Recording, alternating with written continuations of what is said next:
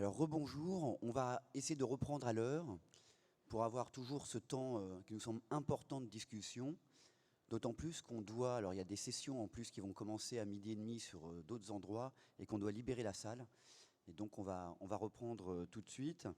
Et donc j'appelle donc Alizé Froliger qui va nous parler on est toujours dans le même thème de la prévention. On a vu aspirine, HVPM, vitamine calcium, et donc la vitamine D et autres mesures potentielles pouvant jouer sur la prévention de la prééclampsie. Merci Alizé.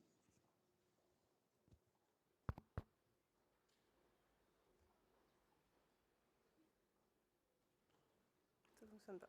Ça ne marche pas? Non. Il faut... À la régie, si quelqu'un nous entend, est-ce que vous pouvez afficher les communications pour qu'on puisse cliquer dessus? Même si les journées francophones de sexologie de santé sexuelle sont majeures, pour qu'on puisse commencer notre session. Merci. Merci. Bonjour à tous, je remercie le groupe de travail pour cette expérience et donc je vais continuer dans le champ de la prévention de la prééclampsie avec une première question sur la supplémentation en vitamine D, donc divisée en deux questions picots. La première, en population générale, est-ce qu'une supplémentation en vitamine D permet de réduire la survenue d'une prééclampsie? Et une deuxième question, en population à risque de prééclampsie, est-ce qu'une supplémentation en vitamine D permet de réduire la morbidité maternelle ou périnatale?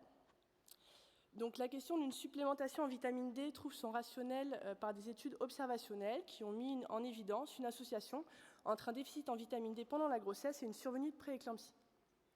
En France, la prévalence du déficit en vitamine D pendant la grossesse est probablement inférieure à une femme sur 4 et il n'y a actuellement aucune société savante internationale qui recommande une supplémentation en vitamine D au cours de la grossesse afin de réduire le risque de prééclampsie.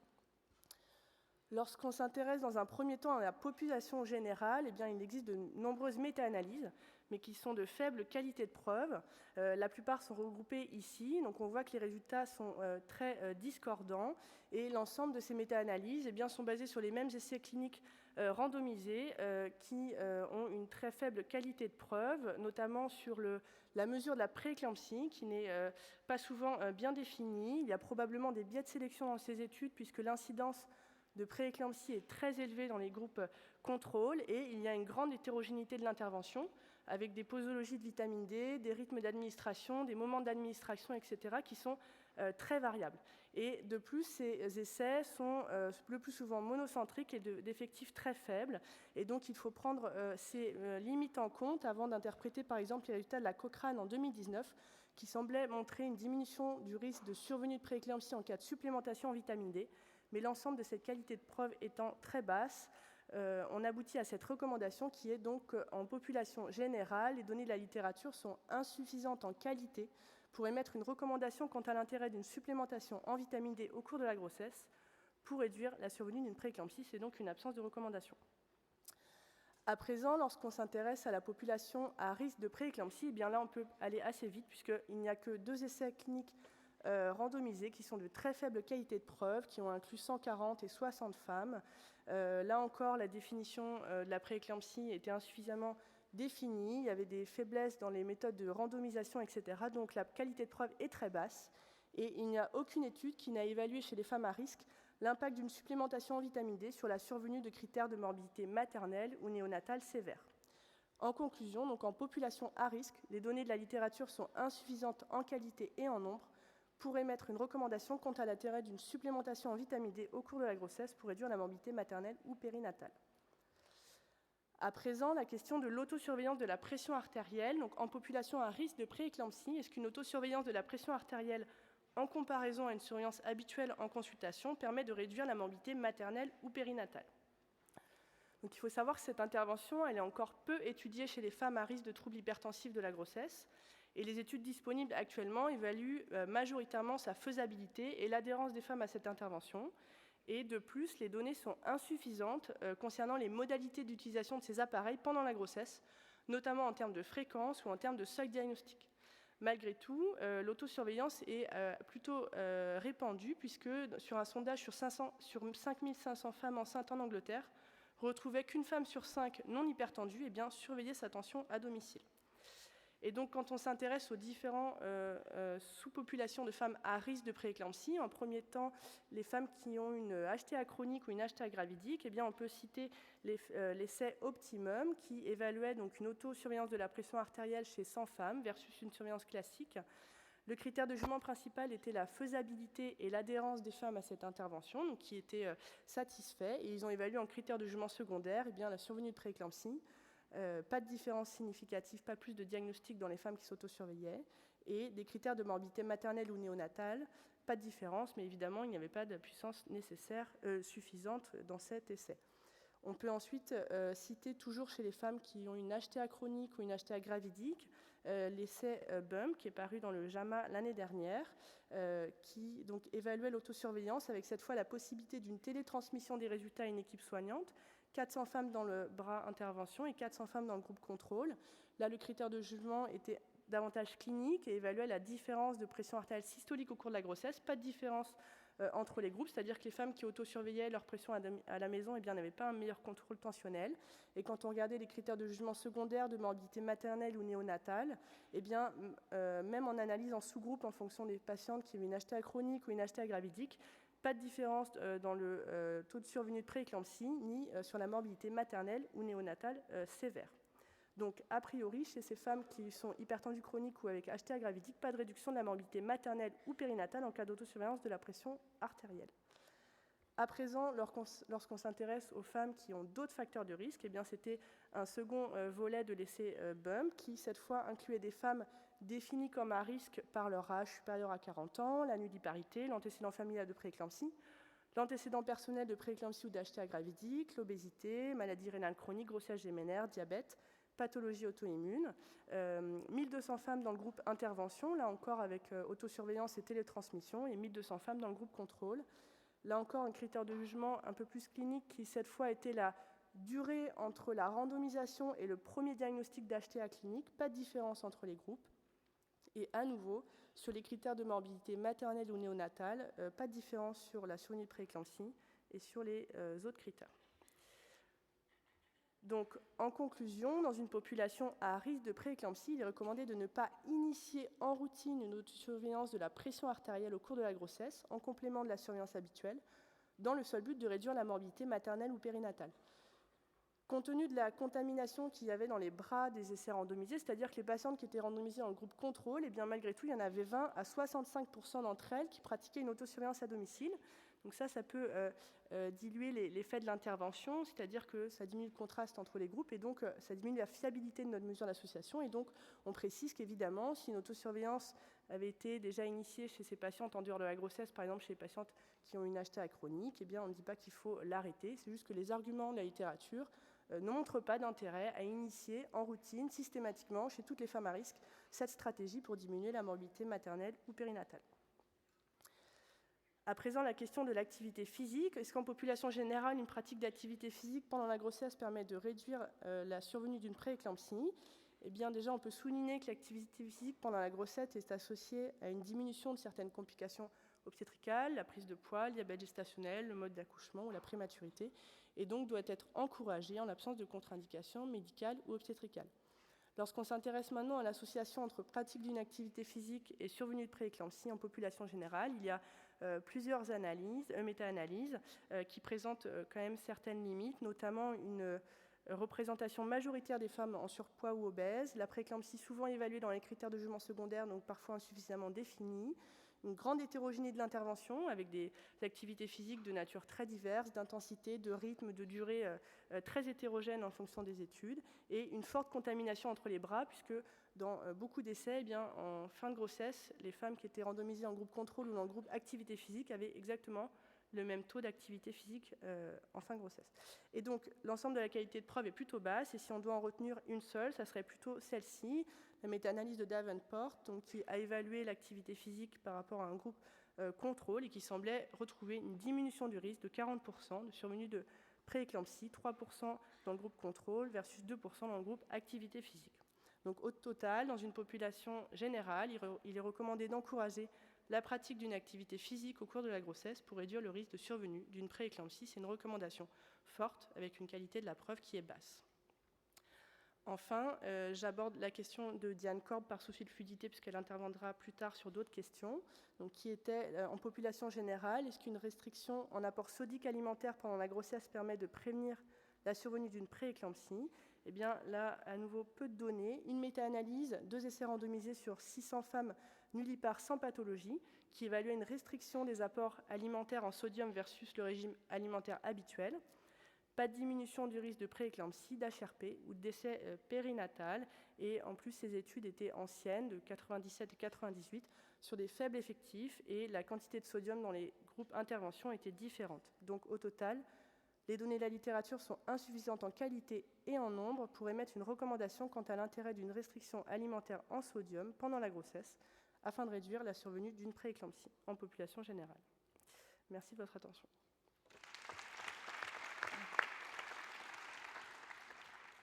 Est-ce qu'il y a des questions? Donc, vous voyez qu'on passe une politique où, sur l'activité physique notamment, où on a tendance à mettre les femmes au repos sur ses antécédents, où on a tendance à recommander l'activité physique. Sur la vitamine D, pas de bénéfice réellement démontré. Est-ce qu'il y a des commentaires, des questions? Non. On a abordé les questions de tout ce qui a trait à la définition, à la prévention, au dépistage et à la prévention de la prééclampsie. Maintenant, on va rentrer dans le volet de la prise en charge. Et dans le volet de la prise en charge, Édouard Le Carpentier va vous présenter la place des biomarqueurs de prééclampsie, ainsi que comment mesurer la protéinurie et surveiller les femmes, comment on surveille la protéinurie chez les femmes qui ont une prééclampsie.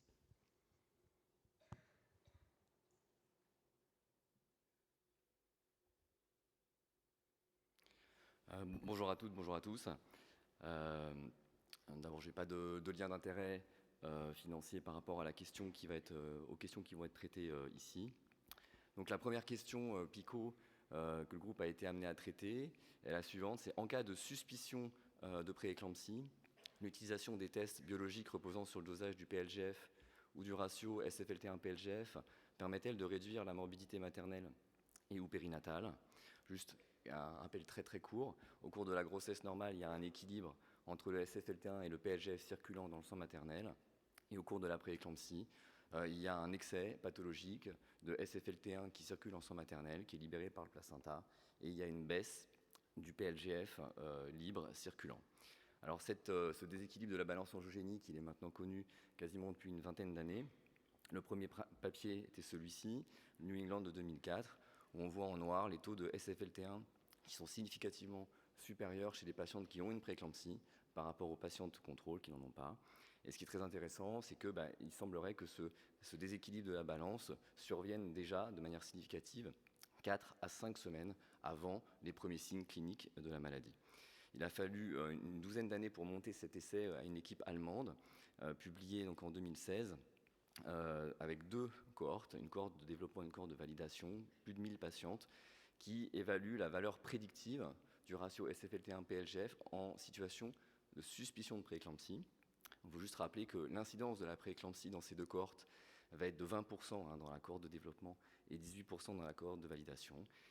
Et donc cet essai montrait que ce dosage avait une valeur prédictive négative de 98% dans la cohorte de développement, 99% dans la cohorte de validation, pour exclure le diagnostic de prééclampsie au moment où il est fait et jusqu'à une semaine après la suspicion de prééclampsie. Alors, cet essai ces résultats ont été appuyés par de très très nombreux essais dans la littérature, mais ces essais finalement ne répondent pas à la question si vraiment, oui ou non, ce dosage permet d'améliorer la santé des femmes et la santé des nouveau-nés. Et donc, il y a une deuxième génération d'essais qui a été entreprise. C'est en cas de suspicion de prééclampsie, on fait un dosage du facteur pro-angiogénique PLGF et on le rend, oui ou non, aux cliniciens. Et c'est comme ça qu'on évalue de manière franchement pragmatique l'intérêt de ce dosage. Alors il y a 2 principaux essais, un essai qui s'appelle Tous les 2 parottes, il y a un essai britannique, un essai irlandais. L'essai des Anglais donc, a inclus à peu près 1000 patientes. Il faut voir que l'incidence de la prééclampsie est de 35-36% dans cet essai, et leur critère principal, on va le revoir, c'est le délai en temps entre la suspicion de prééclampsie et la confirmation diagnostique. L'autre essai des Irlandais inclut à peu près 2 fois plus de patientes. Mais attention, l'incidence de la prééclampsie est quasiment 50% en dessous, 14%. Et là, le critère principal de jugement, c'est vraiment un critère très dur de morbimortalité composite maternelle et fétale. Alors le premier essai britannique, c'est un essai multicentrique en grappe, avec 11 centres au Royaume-Uni, donc 1035 grossesses. Donc on est bien dans une situation de suspicion de prééclampsie. Et le critère de jugement principal, je vous l'ai dit, c'est le délai en jours entre l'inclusion et le diagnostic documenté de prééclampsie. Et donc c'est un essai qui est positif sur le critère de jugement principal. Il y a une réduction à peu près à moitié, 4,1 jours dans le groupe en aveugle du résultat, à qui on n'a pas rendu le PLGF, et puis 1,9 jours dans le groupe informé du résultat. Bon. L'incidence de la prééclampsie dans cet essai est d'environ un tiers des patientes. C'est intéressant, ils ont regardé un critère composite de morbimortalité maternelle qui va être significativement diminué dans le groupe où l'équipe est au courant du résultat. J'attire votre attention sur l'incidence du critère composite. Le critère composite est vraiment très fort dans cette étude. Il n'y a pas, c'est vraiment des défaillances d'organes et les poussées hypertensives au-delà de 16-11, qui sont souvent incluses dans ces critères composites, n'apparaît pas dans cet essai, ce qui explique pourquoi c'est 4-5%. Mais ce n'est pas le critère jugement principal, mais ça sort comme significativement positif. Donc diminution du critère composite de morbimortalité maternelle dans le groupe où les cliniciens sont au courant du résultat.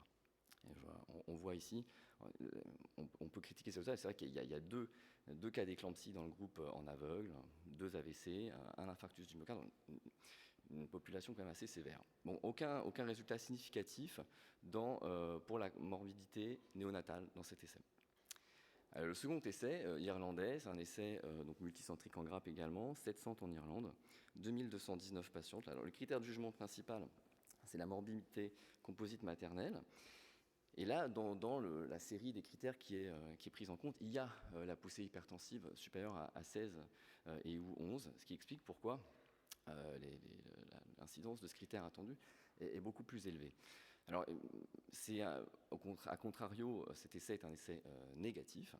Il n'a pas permis de montrer que dans le groupe où on est au courant du résultat du dosage PLGF, il y a une diminution de la morbimortalité maternelle. Juste une précision, cet essai incluait donc 2219, mais initialement cet essai était designé pour devoir inclure 4000 patientes pour avoir une réduction d'environ 7% de ce critère composite. Donc l'essai a été arrêté en cours par défaut d'inclusion. Voilà, donc il n'y a pas de diminution dans cet essai de morbimortalité composite néonatale sévère. Et puis, confirmons ce que je venais de vous dire, le critère le plus fréquent dans la somme des critères composites maternels, c'est la poussée d'HTA supérieure à 160 mm de mercure. Donc, le groupe a la question, en cas de suspicion de prééclampsie, l'utilisation des tests biologiques reposant sur le dosage du PLGF et du ratio PLGF permettait de réduire la morbidité maternelle ou périnatale. Donc, le groupe a répondu, en cas de suspicion de prééclampsie, il est recommandé de ne pas utiliser en routine le dosage du PLGF et ou du ratio SFLT1 dans le seul but de réduire la morbidité maternelle et ou périnatale. C'est une recommandation faible avec une qualité de preuve modérée. Pour la seconde question, cette fois-ci on est en cas de prééclampsie avérée. L'utilisation des tests PLGF et SFLT1 permet-elle de réduire la morbidité maternelle et ou périnatale? Alors très souvent cette étude est prise en exemple comme pour essayer de démontrer la vertu, on va dire, pronostique du ratio SFLT1-PLGF en cas de prééclampsie. Il faut juste rappeler que cette étude, publiée par Rana en 2012, c'est une étude en situation de suspicion de prééclampsie. Alors certes, il y a 56% des patientes qui auront une prééclampsie, mais toutes les patientes n'ont pas de prééclampsie dans cette étude. Et donc cette étude montre que, en fait, quand vous avez un ratio SFLT1-PLGF supérieur à 85, eh bien, dans les 2 semaines, avant 34 semaines, dans les 2 semaines qui suivent le dosage, vous avez eu une indication de naissance, d'indication maternelle. Bon, il n'y a pas énormément d'essais pragmatiques, comme les 2 essais Parrot en situation de prééclampsie avérée. Il y a cet essai de Peguero, publié en 2021. C'est un essai multicentrique, 7 centres en Espagne. Donc il y a beaucoup moins de patientes que dans les essais Parrot. 178 grossesses monofétales, compliquées de prééclampsie, non sévères, entre 34 et 37 semaines. Cette fenêtre où, quand il n'y a pas de critères de sévérité ou de gravité de la prééclampsie, une attitude expectative peut être proposée. Un dosage du PLGF est fait et l'équipe soit est en aveugle, soit est mise au courant du résultat. Mais là, attention, dans le groupe qui est mis au courant du résultat, si le PLGF est inférieur à 60 picogrammes par ml, ce qui correspond au 5e percentile en population générale, ça imposait, selon le protocole de l'étude, à une naissance dans les 48 heures. Alors juste comme ça, en fait, le PLGF inférieur au 5e percentile dans cette population, ça a concerné 20% des patientes. Et le critère de jugement principal, qui était préspécifié, c'était la progression vers la prééclampsie sévère selon les critères ACOG. Et dans le groupe, il y a une réduction significative du taux de progression vers la prééclampsie sévère dans le groupe où le PLGF va être révélé. Donc, évidemment, si on révèle le dosage et qu'il est inférieur à 60, vous allez statistiquement plus indiquer la naissance dans les jours ou les semaines qui viennent que dans l'autre groupe. Et donc, on n'est pas surpris en fait de ce résultat positif. Alors, ils ont aussi regardé le critère morbidité maternelle et pas seulement progression vers la prééclampsie sévère. Et là, il y a une diminution significative, mais sur quand même des très faibles effectifs. Mais il y a une définition significative de la morbidité maternelle dans le groupe où le PLGF est révélé. Aucune différence dans le groupe morbidité néonatale. J'attire juste l'attention, le terme de naissance n'est pas significativement différent entre le groupe où on révèle et le groupe où on ne révèle pas, ce qui est assez intriguant et je pense qu'il y a beaucoup de limites méthodologiques dans cette étude. Donc en cas de prééclampsie avérée, le groupe a conclu qu'il est recommandé de ne pas utiliser en routine le dosage du ratio SFLT1-PLGF ou PLGF seul pour réduire la morbidité maternelle et périnatale. Alors juste quelques commentaires, parce que pour certaines personnes, ces recommandations peuvent paraître un tout petit peu, un peu décevantes. Mais je considère que en fait, ces recommandations sont tout à fait acceptables pour les gens qui ne sont pas convaincus de l'utilité de l'utilisation de ces biomarqueurs en pratique clinique. Parce qu'en effet, il y a encore beaucoup de travail de recherche à faire pour arriver à prouver ou pas, que l'utilisation de ces biomarqueurs va permettre de diminuer la morbimortalité maternelle et ou néonatale. Donc, je souligne aussi également que la disponibilité de ces dosages sur le territoire français n'est absolument pas garantie au moment où je vous parle. C'est-à-dire que l'écrasante majorité des maternités qui prennent en charge les patientes qui ont une prééclampsie ou qui vont avoir une suspicion de prééclampsie ne disposent pas, dans le temps qui serait correct, ne disposent pas du dosage de ces biomarqueurs à l'heure actuelle. Cependant, ces deux recommandations ne ferment pas complètement la porte au dosage pour les équipes qui ont commencé à le faire et qui le pratiquent quasiment toutes les semaines, voire tous les jours. Alors, les équipes qui utilisent ce dosage l'utilisent souvent pour leur valeur prédictive négative, qui est très forte et qui est parfois utile, effectivement, dans les situations d'hypertension chronique ou de néphropathie avec protéinurie ou néphropathie avec sans diurèse. Donc, c'est surtout dans cette optique-là que ces équipes utilisent le ratio SFLT1-PLGF. Et puis, les équipes qui l'utilisent savent très bien les limites de la valeur prédictive positive de ce ratio, qui n'est évidemment pas de 100%. Et donc, ils savent que quand ils trouvent un ratio élevé, alors qu'il n'y a pas de critères de prééclampsie, eh bien, ça n'est pas une indication d'hospitalisation, ça n'est pas une indication de corticothérapie à visée maturative fétale, et ce n'est pas évidemment une indication de naissance. En revanche, quand ils trouvent un ratio élevé, il recontrôle la croissance fétale. Comme vous le savez, il y a une association entre élévation du ratio SFLT1, association moins forte, mais association quand même, et retard de croissance intra-utérin vasculaire. Et puis, ils ajustent la surveillance ambulatoire de leurs patientes. Et je pense même que ces recommandations protègent quelque part les équipes qui utilisent ce ratio, parce qu'il arrive des situations où, avec un ratio intermédiaire ou élevé, il n'y avait pas de critères de prééclampsie, la patiente voilà, elle n'a pas été hospitalisée et survient N semaines après un événement type HRP, mort in utero, et donc voilà, ils ne sont pas pris en défaut de moyens en défaut d'avoir fait un dosage. Et puis enfin, je voudrais juste souligner la cohérence des recommandations. On n'a pas le temps de reprendre les recommandations sur les utilisations de ces biomarqueurs à l'international. C'est un gros travail qui a été fait par Tiffaine Barja. Mais pour nos recommandations françaises, nous n'avons pas inclus le ratio SFLT1-PLGF ni dans les critères de définition de la prééclampsie, évidemment, ni dans les critères de sévérité, ni dans les critères de gravité. Et tout ça se tient, et tout ça est parfaitement cohérent. Et ça, je trouvais que c'est très important, parce que si vous regardez très attentivement les critères ISSHP de gravité, vous voyez apparaître angiogénique imbalance, et donc ça n'est absolument pas innocent.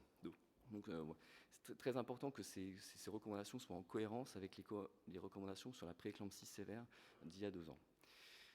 Voilà. Dans le temps imparti, il y avait une troisième question qui était, dans une population de femmes ayant une prééclampsie, le rapport protéinurie-créatinurie, donc là on ne parle plus du ratio SFLT1-PLGF, le rapport protéinurie-créatinurie est-il équivalent au dosage de la protéinurie des 24 heures pour la surveillance? Donc vous voyez que la question là n'est pas tout à fait formulée sur un mode PICO. Alors il y a une grande controverse dans la littérature pour savoir si la protéinurie massive est-elle ou non un facteur de mauvais pronostic, maternel ou néonatal, dans la prééclampsie. Donc il y a une grande limite méthodologique pour répondre à cette question, c'est que pendant des années, la protéinurie supérieure à 3 voire 5 grammes par 24 heures a été un critère de sévérité voire de gravité de la prééclampsie, et donc certaines sociétés savantes l'intégraient dans ces critères et donc en faisaient quasiment une indication de naissance passé un certain terme.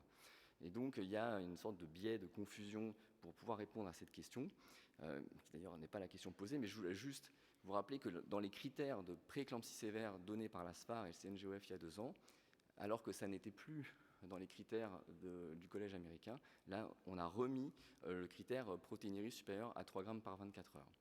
Ce qui indirectement nous indique de quand même surveiller la protéinurie chez les patients prééclamptiques à qui on propose une prise en charge expectative.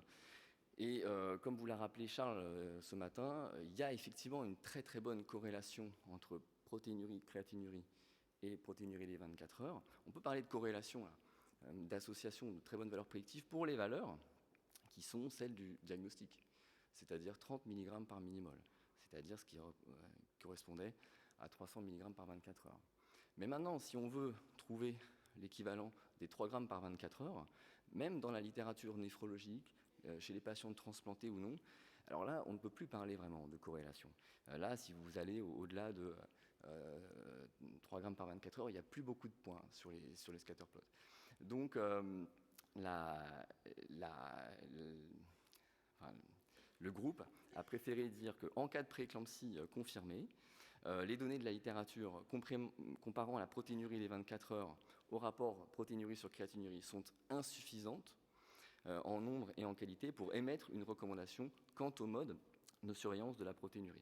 Et pour ceux qui liront le texte long, quand même, le groupe précise que quand même, pour les valeurs qui sont très très élevées, il y a très très peu de données de corrélation. C'est-à-dire qu'on peut penser qu'au-delà de 3 grammes par 24 heures, votre rapport protéinurie sur créatinurie doit être aux alentours de 300, entre 300 et 500 mg par millimol, mais il n'y a pas de littérature qui clairement appuie cette donnée que je vous donne. Donc en gros, il faut surveiller la protéinurie chez nos patients prééclamptiques et il faut le faire avec la technique que vous maîtrisez, la technique que vous faites habituellement. Soit c'est la protéinurie des 24 heures, dont on sait les limites en termes de recueil, et enfin ce que ça impose aux patientes de recueillir leurs urines sur les 24 heures. Soit si vous travaillez avec le ratio P sur C, voilà, avec juste ce petit flou que qu'est-ce qui correspond à 3 grammes par 24 heures, probablement que quand on est au-dessus de 300 mg par millimol, voire 500 mg par millimol, on est probablement au seuil néphrotique. Voilà, je vous remercie pour votre attention. Merci Édouard. Est-ce que vous avez des questions? 5 minutes. On a 5 minutes? De toute façon, je pense qu'il faut prendre le temps, là, s'il y a des questions, parce que Édouard l'a très bien expliqué. le raisonnement du groupe de travail, la littérature, le rationnel.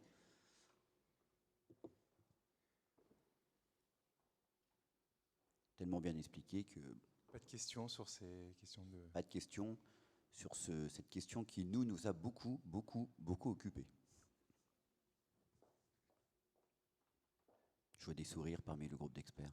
On fait un petit sondage, savoir qui utilise les marqueurs.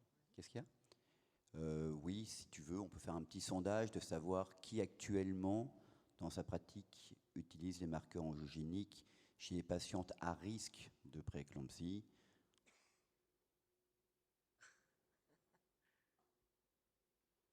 Voilà. Donc vous avez compris que nous ne le recommandons pas. Ça ne veut pas dire que si vous le faites, on considère que ce n'est pas bien.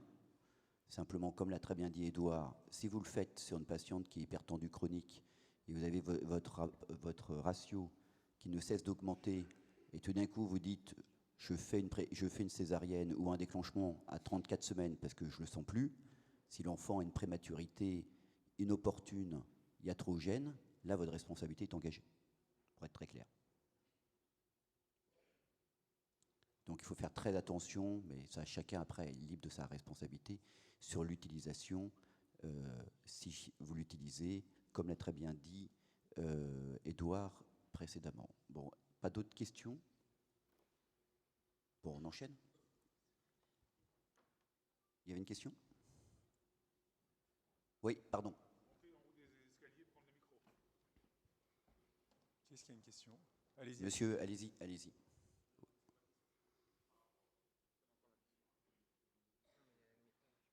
Il ne marche pas. Ouais, si vous avez possibilité, parce que ça permet à tout le monde d'entendre votre question, c'est plus facile si vous avez cette possibilité-là.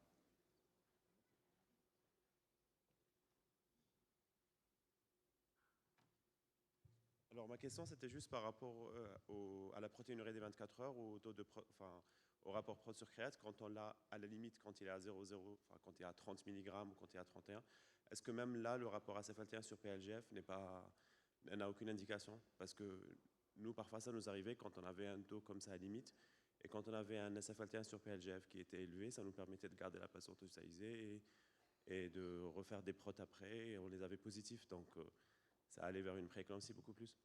Je te laisse répondre, c'était Édouard.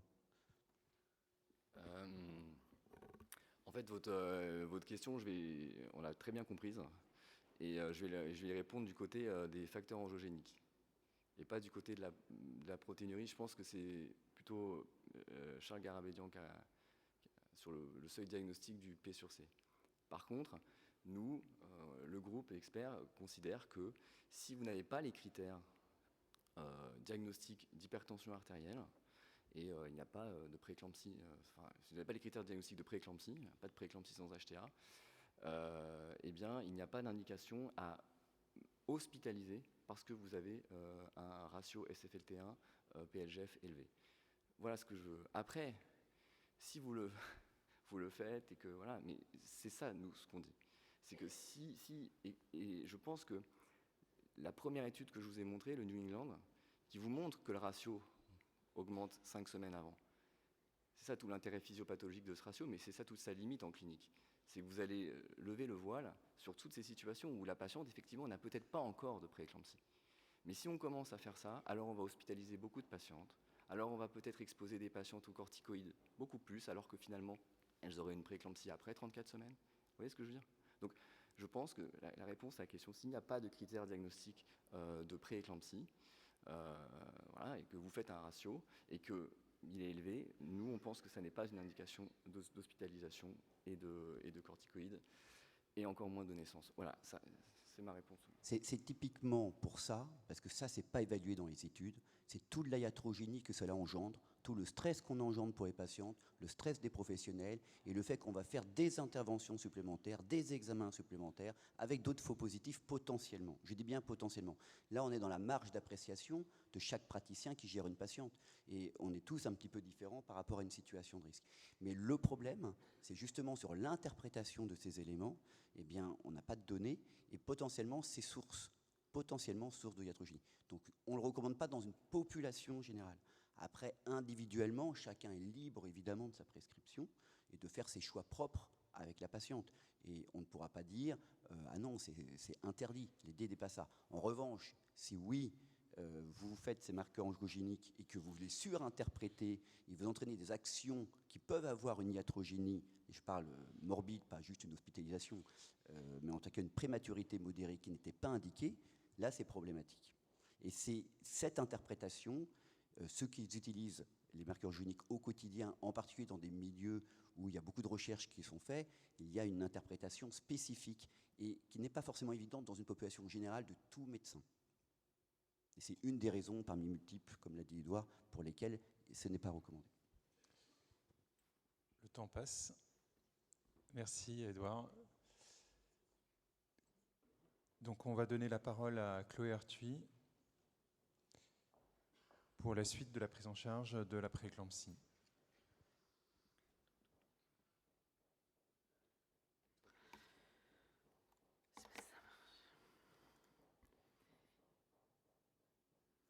Et donc, on va continuer avec le volet prise en charge avec deux questions. Une question sur l'hospitalisation ou une prise en charge ambulatoire et une question sur le traitement antihypertenseur. Donc, je vais commencer avec la première question sur, pour les femmes ayant une prééclampsie non sévère après une hospitalisation initiale, une prise en charge ambulatoire est-elle associée à une augmentation de la morbidité maternelle et néonatale en comparaison à une prise en charge hospitalière ? Alors pour répondre à cette question, il y a très peu de données dans la littérature, une littérature qui est quand même de mauvaise qualité, et on va surtout se baser sur une étude rétrospective sur 365 patientes, étude multicentrique entre Philadelphie et Naples de Schoen, publiée en 2017, qui a étudié la morbidité maternelle selon le mode de prise en charge, donc en hospitalisation ou en ambulatoire. Dans la population des patientes étudiées, il y avait des grossesses compliquées de prééclampsie surajoutées, sans signe de sévérité, et la définition de la prééclampsie qui avait été prise était celle de l'ISSHP de 2018, avant 37 semaines d'aménorrhée.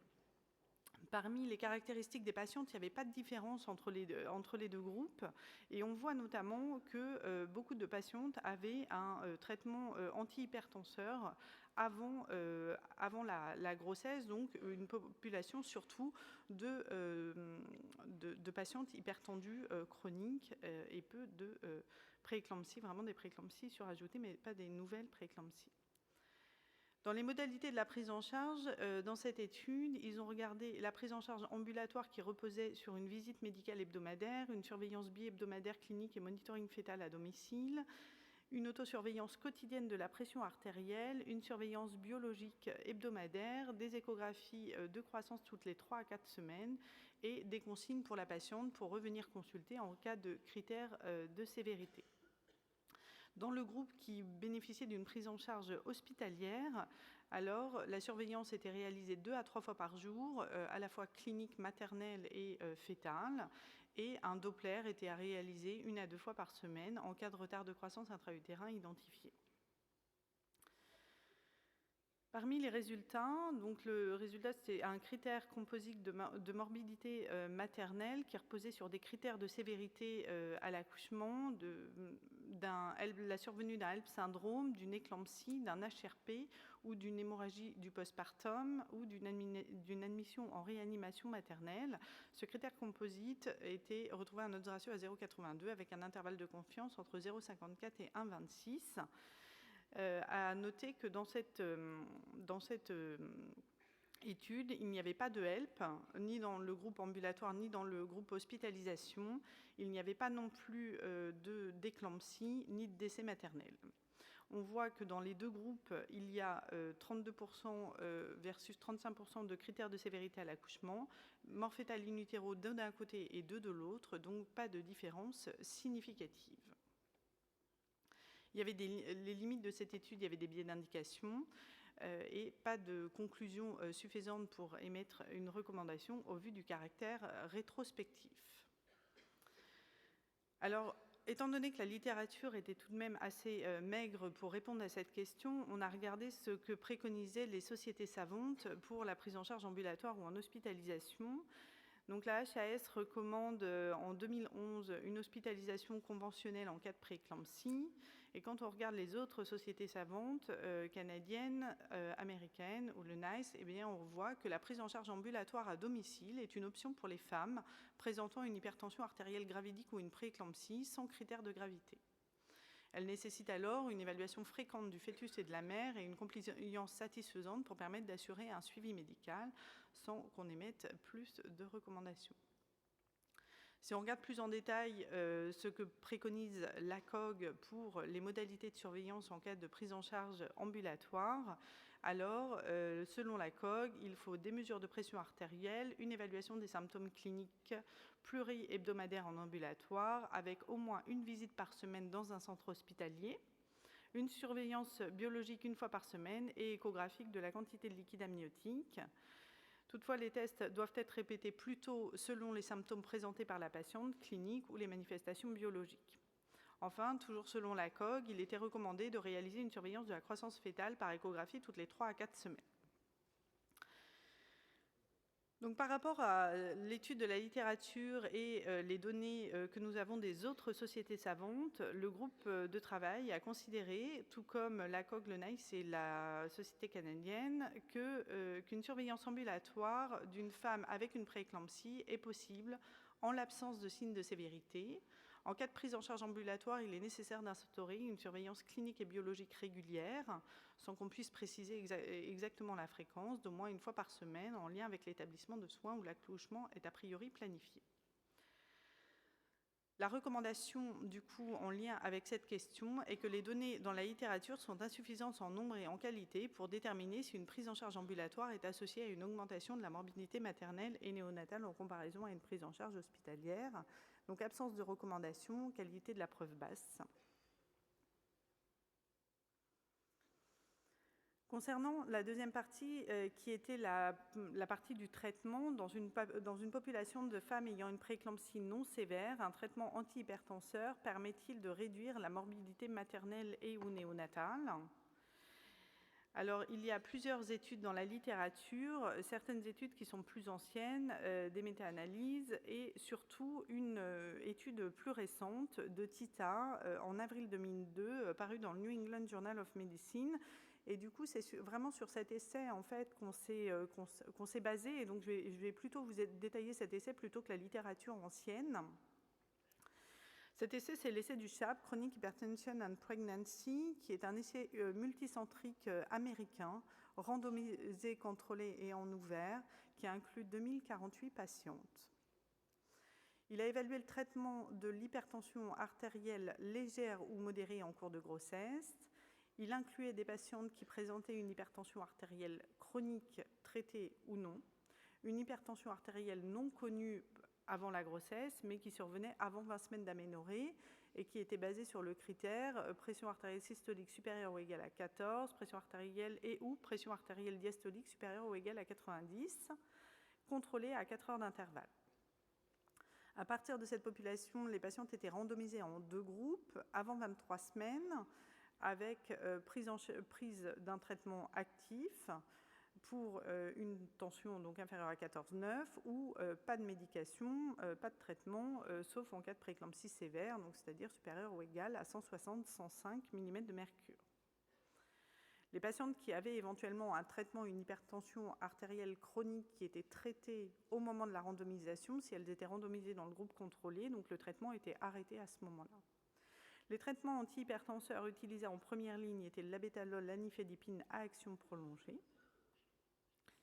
Et il y avait un monitoring de la tension artérielle qui a permis de suivre l'observance du traitement et de voir que si, sur la pression artérielle moyenne après randomisation, dans le groupe contrôle qui était en bleu pour les valeurs systoliques en haut et les valeurs diastoliques en bas, eh bien, on avait une différence de pression artérielle moyenne entre les 2 groupes. Dans cette étude, le traitement antihypertenseur, il y a eu une évaluation de l'efficacité du traitement sur la tension et sur le critère de jugement principal et une évaluation de la sécurité du traitement et notamment sur le versant fœtal. Donc dans l'efficacité du traitement, c'était basé sur un critère de jugement, un critère composite, qui retrouvait donc les critères de sévérité de la prééclampsie, une induction de la naissance avant 35 semaines, un HRP ou un décès fœtal ou néonatal avant 28 jours de vie. Et cet essai est positif avec un risque relatif à 0,82, un intervalle de conscience entre 0,74 et 0,92 sur le critère de jugement principal, donc une efficacité du traitement dans cette population. Sur le critère de la sécurité, il a été évalué le fait d'être petit pour la gestationnelle, pour le fœtus, et donc ça c'est basé sur des études anciennes qui, selon la physiopathologie supposée de la prééclampsie, montrent que si on a une hypertension artérielle, c'est peut-être un mécanisme compensateur de l'hypoperfusion placentaire, et que donc le fait d'abaisser trop la tension artérielle serait délétère pour le fœtus, avec un poids de naissance in fine qui pourrait être réduit par rapport à ce qui est attendu. Donc le critère de sécurité était d'évaluer les petits pour la gestationnelle ou les petits poids de naissance. Et en fait, on se rend compte qu'on n'a pas plus de PAG inférieur au 10e ou inférieur au 5e percentile dans cette étude entre les deux groupes donc pas de diminution du poids fœtal. Donc autrement dit, on a un critère de jugement principal composite qui retrouve 30% des patientes qui présentent l'issue composite maternelle versus 37% dans le groupe contrôle, donc une différence significative, et 11,2% sur les petits pour la gestationnelle inférieure au 10e percentile dans le groupe traitement actif de l'hypertension versus 10,4% dans le groupe contrôle, donc pas de différence de poids pour le fœtus. Si on regarde dans les sous-groupes de cette étude, on voit qu'en fait le traitement il est bénéfique quasiment pour tous les groupes d'hypertension chronique qui ont été nouvellement les patientes qui recevaient des traitements ou qui n'en recevaient pas, quelle que soit l'ethnie, qu'elles avaient ou non un diabète à l'inclusion et quel que soit leur âge gestationnel à l'inclusion également. Et ils ont regardé sur le BMI. Et les seuls groupes pour lesquels on avait un risque relatif à 1 étaient les patientes qui étaient nouvellement diagnostiquées, qui représentaient 500 patientes, nouvellement diagnostiquées pour la tension, ou les patientes qui présentaient un BMI à 40. Les issues néonatales avec le traitement antihypertenseur, ça c'est ce que j'ai évoqué tout à l'heure, donc c'était vraiment le critère de sécurité sur le PAG inférieur au 10e percentile, et donc ce critère de sécurité est rassurant. Et si on regarde les outcomes néonatales, notamment sur le fait de naître prématuré, on voit qu'il y a moins d'enfants qui naissent avant 37 semaines dans le groupe traité, 27,5% versus 31,4% dans le groupe contrôle. Et sur le poids de naissance, on a plus, ce qui est probablement aussi en lien avec le terme de naissance, mais on a moins de 2 kg de poids de naissance inférieur à 2,5 kg dans le groupe traitement versus 23,1% dans le groupe contrôle. Donc, critères de sécurité qui étaient respectés. Dans les autres pays, concernant l'hypertension artérielle non sévère pendant la grossesse, c'est recommandé par 5 sociétés internationales, l'OMS, la FIGO, l'ISSHP, Société européenne de cardiologie, SOMANS, la Société d'obstétrique en Australie, en Nouvelle-Zélande, canadienne et 2 sociétés européennes. Bien sûr, toutes les sociétés savantes recommandent de traiter l'hypertension artérielle sévère supérieure à 160-110. Et là, ça revient à la prééclampsie sévère que je n'évoquerai pas ici. Juste un petit point sur la molécule. Je vais juste faire comme ça. Donc, la recommandation par rapport à cet essai était suite à l'étude de cet essai, le groupe de travail émet comme recommandation que dans une population de femmes ayant une prééclampsie non sévère, il est recommandé de prescrire un traitement antihypertenseur par voie orale en cas de pression artérielle systolique mesurée entre 140 et 159 mm de mercure et ou une pression artérielle diastolique mesurée entre 90 et 109 mm de mercure à plusieurs reprises et au repos pour réduire la morbidité maternelle ou périnatale. C'est une recommandation faible avec une qualité de la preuve basse et je pense qu'on a beaucoup insisté au cours des réunions de travail pour dire qu'il fallait que cette augmentation de la pression artérielle elle soit prise à plusieurs reprises et au repos dans des bonnes conditions. Juste un petit mot sur la molécule qui ne faisait pas partie de la question PICO, mais le traitement antihypertenseur, du coup on se réfère qui est suggéré d'utiliser en première intention au choix l'un des traitements antihypertenseurs que sont l'abétalol, la nicardipine, la nifedipine ou l'alpha-méthyldopa, en accord avec le consensus d'experts de la Société française d'hypertension artérielle de 2015. Et je vous remercie pour votre attention. Merci Chloé. Donc, vous voyez un changement en ce qui concerne le traitement antihypertenseur, puisqu'il n'était pas recommandé avant de traiter les femmes qui avaient une HTA modérée, parce qu'on considérait qu'il y avait potentiellement un risque à surtraiter et avoir des effets indésirables sur la croissance fœtale et éventuellement sur peut-être plus d'anomalies du rythme ou autres. Il y a un certain nombre d'études, il n'y a pas que l'essai de Tita, il y a d'autres études qui montrent qui confirment qu'il n'y a pas d'effet délétère à introduire un traitement chez des patientes qui ont une HTA modérée. Et l'étude de Tita montre, pas vraiment dans la population des femmes prééclamptiques, mais dans la population des femmes qui ont une HTA chronique, qui a un vrai bénéfice à traiter. Et donc c'est la raison pour laquelle on a changé cette recommandation et qu'on a recommandé d'utiliser un traitement antihypertenseur en cas d'HTA modéré. Est-ce qu'il y a des questions dans la salle? Oui. Très bien. Chloé, Philippe, voilà, ouais, on ne voit pas très bien, mais allez-y. Il n'y a pas de lumière. Non. Merci beaucoup pour cette présentation. Je ne veux pas donner l'impression d'être agressif, mais là, franchement, il y a un truc que je ne comprends pas. C'est-à-dire que vous mettez en avant le groupe 1, cette étude qui est une étude chez des femmes avec une HTA chronique, et vous nous dites la recommandation, c'est de traiter les femmes qui ont une prééclampsie. Alors, depuis le début de la matinée, vous nous avez montré une rigueur très importante dans le choix de la population. Là, j'avoue, j'y comprends plus rien à la question PICO. Voilà, enfin, expliquez-nous, parce que je sais qu'il y a d'autres données de la littérature, mais là, les modalités de présentation, elles créent l'interrogation. Je complète la remarque de Philippe, c'est que vous nous montrez qu'il y a un odds ratio à 1, enfin un risque relatif à 1, précisément pour celles dont le diagnostic est nouveau, c'est-à-dire l'échantillon, le sous-échantillon qui ressemblerait le plus à la prééclampsie modérée.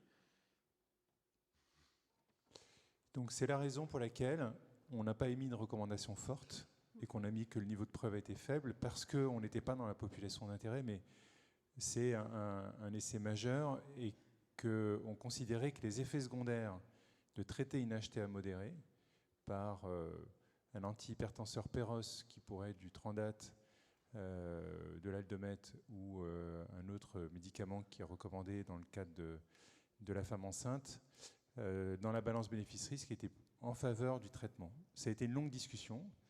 On a eu avec Loïc notamment initialement, et c'est vrai que la publication du papier d'Alan Tita nous a poussé à émettre cette recommandation. Alors, à la SMFM, il y a des données qui vont sortir cette année qui confortent dans la population des patientes prééclamptiques, qui confortent en fait cette recommandation. Et donc, je pense pour ceux qui y seront dans un mois, vous allez avoir un certain nombre de données qui vont être présentées. Mais voilà, on a fait ce choix-là. Et c'est justement pour cette raison-là que du coup, on a considéré que c'était une recommandation faible et que le niveau de preuve était faible parce qu'on n'était pas dans la population d'intérêt.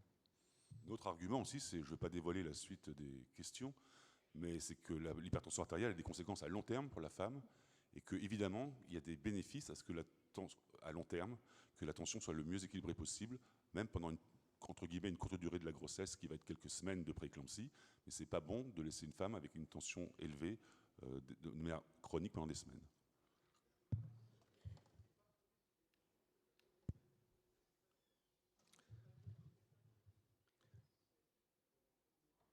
Philippe de Ruel dit « Il n'est pas prouvé qu'une patiente qui a une tension entre 14 et 16 pendant 2 mois, eh bien, finalement, à long terme, a plus d'impact. » Ben, en fait, c'est vrai qu'on n'a pas de données, quoi. On déflore un peu, et là on est désolé par rapport à Diane, on déflore un peu le sujet, mais il n'est pas montré par strate de tension artérielle, mais c'est des études épidémiologiques, dont françaises, dont plusieurs ont participé en PQ Vassili, montraient quand même à long terme que quand il y a un antécédent de prééclampsie, il y a plus de risques cardiovasculaires. Et puis un autre élément important, alors certes, c'est a posteriori, mais donc à la SMFM va être présenté, on a les abstracts, que plus dans une population d'hypertension artérielle chronique, plus vous avez un contrôle de la pression artérielle bas, moins vous avez de complications maternelles. Et on sait très bien que probablement on n'aura jamais un essai sur une population de prééclamptique. Probablement. Cet essai, qui a été présenté largement par Chloé, il est tellement méthodologiquement puissant que derrière, on n'aura probablement pas d'essai sur les populations prééclamptiques. Donc c'est vrai que c'est des éléments indirects qui nous ont fait pousser à cette recommandation sur la probabilité, la possibilité qu'il y ait une amélioration, même si c'est une extrapolation, vous avez bien compris que c'est une extrapolation de population hypertendue chronique et qu'on n'est pas sur la population d'intérêt d'une patiente prééclamptique. Et comme l'a bien dit aussi Chloé, non seulement il y a beaucoup de données de safety, même sur le fœtus, même si c'est du court terme, et je suis d'accord par rapport à ce qu'a dit François tout à l'heure en début de session, qu'il faut faire attention aux prescriptions, et c'est aussi pour ça que Chloé a bien insisté sur les mesures de pression artérielle. Vous savez, les conditions, nous ne sommes pas très stringents, nous, gynécologues obstétriciens, contrairement à d'autres professions comme les cardiologues. Et donc, c'est pas je vois la patiente en 5 minutes, je lui ai pris le brassard, ah ben oui, elle est tendue, elle était en retard, et je prescris traitement d'hypertension. Ça ne se passe pas comme ça. Je crois que ça a été bien expliqué. Juste avant de vous passer la parole, monsieur, un point important dans la reco, c'est que il ne faut pas traiter toute mesure de pression artérielle supérieure à 14,9 et que du coup, on a bien spécifié qu'il fallait que ce soit contrôlé, confirmé, avant d'initier un traitement. Je vous en prie. Merci pour la présentation. Je suis un peu l'intrus, Pierre-Yves Dewandre, anesthésiste réanimateur CHU à Liège.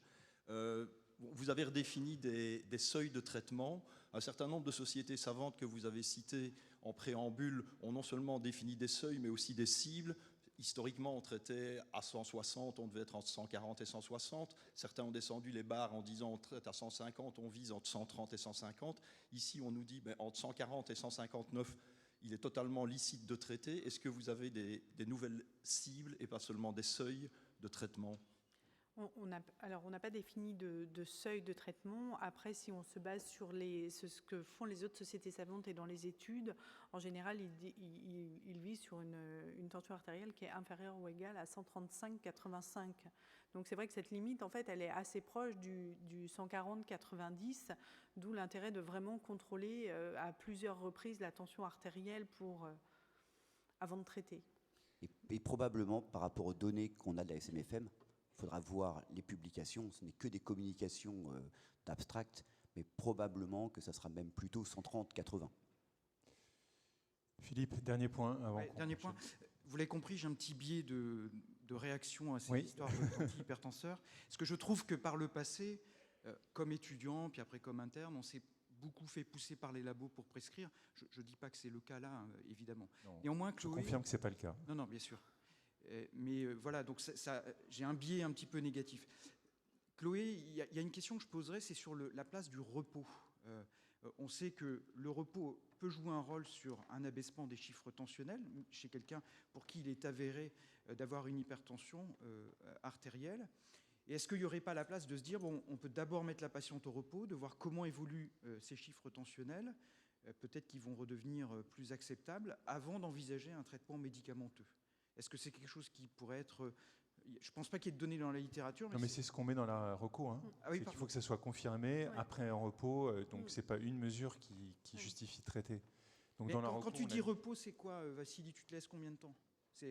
On ne pouvait pas être précis en disant une demi-heure, mais du coup, c'est évident qu'il faut confirmer qu'il y ait plusieurs mesures au repos. Ah non, mais moi, j'entends repos... 24 heures. Ah ben, plus que ça, plusieurs jours de repos pour voir un peu comment évoluent les chiffres, quelque chose de plus intense. On n'est pas rentré dans ce niveau de détail. Il n'y a pas de données, je crois, Philippe, sur le sujet, donc on n'est pas rentré. Ça ne faisait pas l'objet d'une question PICO. Je suis désolé, mais comme il va y avoir une session qui va débuter et que le programme est chargé, on doit avancer sur la présentation d'après. Donc c'est Aurélien Matuzzi qui va nous parler de la voie d'accouchement et du moment de l'accouchement en cas de prééclampsie avérée. Bonjour à toutes et à tous. Avant de commencer, je tenais à remercier le groupe de travail pour cette année enrichissante. Je vais donc continuer avec le moment d'induction du travail et la voie d'accouchement. Donc je n'ai pas de lien d'intérêt. La première question PICO que je vais aborder est chez les femmes avec une prééclampsie non sévère diagnostiquée entre 34 et 37 semaines d'aménorrhée, l'induction de naissance immédiate permet-elle de réduire la mortalité maternelle et ou néonatale en comparaison à l'expectative? Ce qu'il faut savoir, c'est que 30% des prééclampsies non sévères surviennent entre 34 et 37 semaines d'aménorrhée. Et 3 essais dans la littérature nous permettent d'évaluer la stratégie d'induction de naissance. Il s'agit de l'essai Phoenix, d'essai IPITAT-2 et d'un essai publié par Owens, mais que nous ne développerons pas aujourd'hui car très limité méthodologiquement, car par manque de financement, il avait été arrêté précocement. Donc le premier essai est l'essai Phoenix. Il s'agissait d'un essai contrôlé, randomisé, ouvert, qui incluait les prééclampsies non sévères diagnostiquées entre 34 et 37 semaines d'aménorrhée, et était comparé 448 femmes pour lesquelles un accouchement était planifié dans les 48 heures, à 451 femmes pour lesquelles une expectative et une surveillance rapprochée étaient réalisées.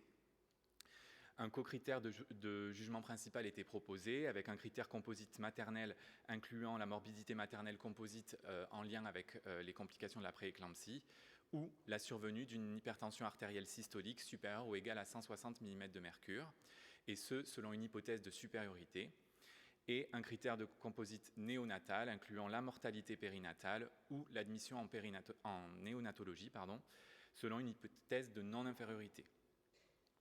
Les résultats de cet essai montrent qu'en cas d'accouchement planifié dans les 48 heures en comparaison à l'expectative, il y a une réduction significative de la morbidité maternelle composite ou de l'HTA systolique supérieure à 160 mm de mercure, sans atteindre la non-infériorité pour la mortalité périnatale ou l'admission en néonatologie. Une étude ancillaire de Phoenix qui évaluait la devenir neurologique à 2 ans des nouveau-nés inclus dans cet essai et qui portait sur 59% des femmes inclus dans l'essai, montrait qu'en cas d'accouchement planifié en comparaison à l'expectative, il n'y avait pas de non-infériorité en ce qui concernait le score neurodéveloppemental par KR à 2 ans. Le deuxième essai qui nous permet de répondre à la question est l'essai IPITAT-2. Il s'agissait également d'un essai contrôlé randomisé ouvert, mais qui cette fois-ci incluait tous les troubles hypertensifs de la grossesse, diagnostiqués entre 34 et 37 semaines d'aménorrhée. Il comparait 352 femmes pour lesquelles un accouchement était planifié dans les 24 heures, à 351 femmes pour lesquelles une expectative et une surveillance rapprochée étaient réalisées. Le co-critère de jugement principal proposé était un critère composite de morbidité maternelle, incluant la mortalité maternelle et la morbidité maternelle sévère, telles que l'éclampsie, le HELP syndrome, l'HRP, etc., et la survenue d'une détresse respiratoire néonatale sur le plan de la morbidité néonatale. Les résultats de cet essai montrent qu'en cas d'accouchement planifié en comparaison à l'expectative, il n'y avait pas de différence significative sur la morbidité maternelle composite à la différence de l'essai Phoenix, mais une augmentation significative des détresses respiratoires néonatales. Comme je le disais, les limites de cet essai est que la population est différente de celle de Phoenix, puisqu'elle inclut des HTA gravidiques ou des détériorations d'une HTA préexistante et représente près de 40% de la population. Il s'agit donc d'une population moins à risque, ce qui peut expliquer l'absence de différence sur la morbidité maternelle à la différence de l'essai Phoenix. Cependant, l'analyse en sous-groupe pour le groupe prééclampsie ne montre pas de différence sur la morbidité maternelle dans cet essai en cas d'accouchement planifié en comparaison à l'expectative. Une étude ancillaire d'IPITAT-2 a été réalisée, et même 2, une sur le devenir neurologique à 200 puis à 5 ans, qui respectivement incluait 61% et 46% des femmes ayant participé à l'essai. À 2 ans, après ajustement sur le niveau d'éducation maternelle, en cas d'expectative en comparaison à l'accouchement planifié, il y avait un meilleur développement neurologique, c'est-à-dire un score ASQ normal. À 5 ans, il n'y avait pas de différence mise en évidence, mais il n'y avait pas d'ajustement réalisé sur le niveau d'éducation et la puissance était moindre puisqu'il n'y avait que 46% des femmes incluses. En synthèse pour cette question, l'essai Phoenix représente donc l'essai avec la meilleure validité interne et externe pour répondre à la question PICO. Il montre un bénéfice maternel à l'accouchement immédiat versus l'expectative, avec une augmentation néanmoins significative de l'admission en néonatologie, sans décès néonatal rapporté. Le groupe de travail s'est donc posé la question, faut-il induire la naissance après discussion partagée avec le couple sur le surrisque d'admission en néonatologie pour les prééclampsies non sévères entre 34 et 37 ? Eh bien, pas forcément, parce que si on s'intéresse un peu plus aux éléments de l'essai Phoenix, on se rend compte que la réduction du critère composite maternel, elle repose principalement sur la diminution d'une survenue de 1 épisode ou plus d'HTA systolique supérieur à 160 mm de mercure, et non sur des critères de jugement cruciaux ou importants, tels que le décès, l'HRP, l'éclampsie ou l'AVC, qui sont des événements rares. Et par ailleurs, les conséquences à moyen et long terme d'une naissance entre 34 et 37 semaines d'aménorrhée sont peu évaluées dans cette étude, mais démontrées dans d'autres études. Et les données neurologiques à 2 ans de l'étude ancillaire sont plutôt en faveur d'une expectative. Le groupe de travail a donc choisi de recommander que chez les femmes présentant une prééclampsie non sévère, l'induction de la naissance entre 34 et 37 semaines d'aménorrhée permet de réduire uniquement l'HTA maternelle sévère, mais augmente l'incidence de la prématurité modérée. En tenant compte de la balance bénéfice-risque pour la mère et pour l'enfant, il est donc recommandé de ne pas induire systématiquement la naissance chez les femmes présentant une prééclampsie non sévère entre 34 et 37 semaines d'aménorrhée. Il s'agit d'une recommandation forte avec une qualité de la preuve élevée. La deuxième question PICO abordée est chez les femmes avec une prééclampsie non sévère diagnostiquée cette fois-ci entre 37 et 41 semaines d'aménorrhée. L'induction de naissance permet-elle de réduire la morbidité maternelle et ou néonatale en comparaison à l'expectative? Il y a un essai qui nous permet de répondre à la question. C'est l'essai IPITAT qui a été publié en 2009 et qui est un essai contrôlé randomisé ouvert également, qui incluait les HTA gravidiques ou les prééclampsies non sévères entre 36 et 41 semaines d'aménorrhée, pour lequel 379 femmes étaient comparées à 397 femmes, donc 379 femmes pour lesquelles un accouchement était planifié dans les 24 heures. Un critère de jugement principal composite de morbidité maternelle était proposé avec la mortalité maternelle, la morbidité maternelle sévère avec l'ensemble des complications de la prééclampsie sévère, mais également l'aggravation vers une HTA sévère, l'aggravation vers une protéinurie sévère et la survenue d'une hémorragie du postpartum sévère. Les résultats sont qu'en cas d'accouchement planifié en comparaison à l'expectative, il y avait une réduction significative de la morbimortalité maternelle composite, donc qui était le critère de jugement principal, sans différence sur le taux de césarienne et la morbidité néonatale composite, qui étaient des critères de jugement secondaires. Une analyse médico-économique ancillaire avait été réalisée pour cet essai, qui montrait une réduction significative des coûts en cas d'accouchement planifié en comparaison à l'expectative. Les limites est que, tout comme pour l'essai Phoenix, l'essai IPITAT montre une réduction du critère composite maternel, mais qui repose principalement sur la diminution de l'aggravation vers une HTA sévère et non sur les critères de jugement cruciaux ou importants. Par ailleurs, la population de cet essai ne respecte pas complètement la population décrite dans la question PICO. Elle incluait les patientes entre 36 et 37 semaines d'aménorrhée, mais ceci restait une faible proportion de la population et il n'y avait pas de différence sur le critère de jugement principal dans le sous-groupe. Encore une fois, les HTA gravidiques ici étaient fortement représentés dans la population, ce qui correspondait à une population moins à risque. Ceci limite l'interprétation des résultats et la qualité de la preuve pour la réponse à cette question PICO. Mais on remarquera quand même que dans le sous-groupe prééclampsie non sévère, la réduction significative de la morbimortalité maternelle composite était toujours significativement réduite dans le groupe accouchement planifié. Par ailleurs, des données récentes montrent que la poursuite de la grossesse après 37 semaines en cas de prééclampsie augmente l'incidence des complications sévères, en particulier d'éclampsie, avec 0,12 pour 1000 d'éclampsie avant 37 versus 0,33 pour 1000 après 37, et que la durée d'exposition à une prééclampsie augmente le risque d'HTA essentiel ultérieur. C'est pour cette raison que le groupe de travail a choisi de recommander que chez les femmes avec une prééclampsie non sévère diagnostiquée entre 37 et 41 semaines d'aménorrhée, il est recommandé d'induire la naissance pour réduire la morbidité maternelle. Il s'agit d'une recommandation forte avec une qualité de la preuve basse. Dernière question, chez les femmes avec une prééclampsie non sévère, la césarienne programmée comparée à une tentative de voix basse permet-elle de réduire la morbidité maternelle et ou néonatale? Pour cette question, la littérature est manquante. Il n'y a aucun essai contrôlé randomisé qui a évalué la tentative de voix basse en comparaison à la césarienne programmée pour cette population. Il y a uniquement une étude observationnelle américaine, mais que nous ne développerons pas parce qu'elle est de qualité très très limitée. Cependant, nous avons des données en population générale qui montrent qu'en cas de césarienne, en comparaison à la voix basse, il y a une augmentation du risque d'asthme et d'obésité pour l'enfant. Et surtout qu'en cas de grossesse ultérieure, il y a une augmentation du risque de mort fœtale in utero, de prématurité, d'anomalie d'insertion placentaire, de rupture utérine et d'hystérectomie d'hémostase. C'est pour cette raison que le groupe de travail a choisi de recommander que chez les femmes avec une prééclampsie non sévère, il est recommandé de réaliser une tentative de voix basse en l'absence de contre-indication obstétricale. Il s'agit d'une recommandation forte avec une qualité de la preuve très basse. Merci pour votre attention. Merci. Est-ce qu'il y a des questions sur ce qui correspond quand même pas mal à nos pratiques en général, mais Damien?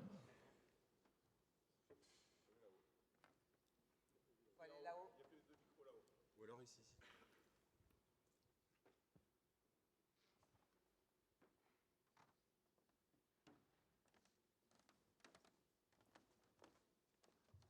Oui, merci pour ces recommandations. Je voulais savoir si on a une idée du risque d'hématome rétroplacentaire quand on hospitalise une patiente pour prééclampsie.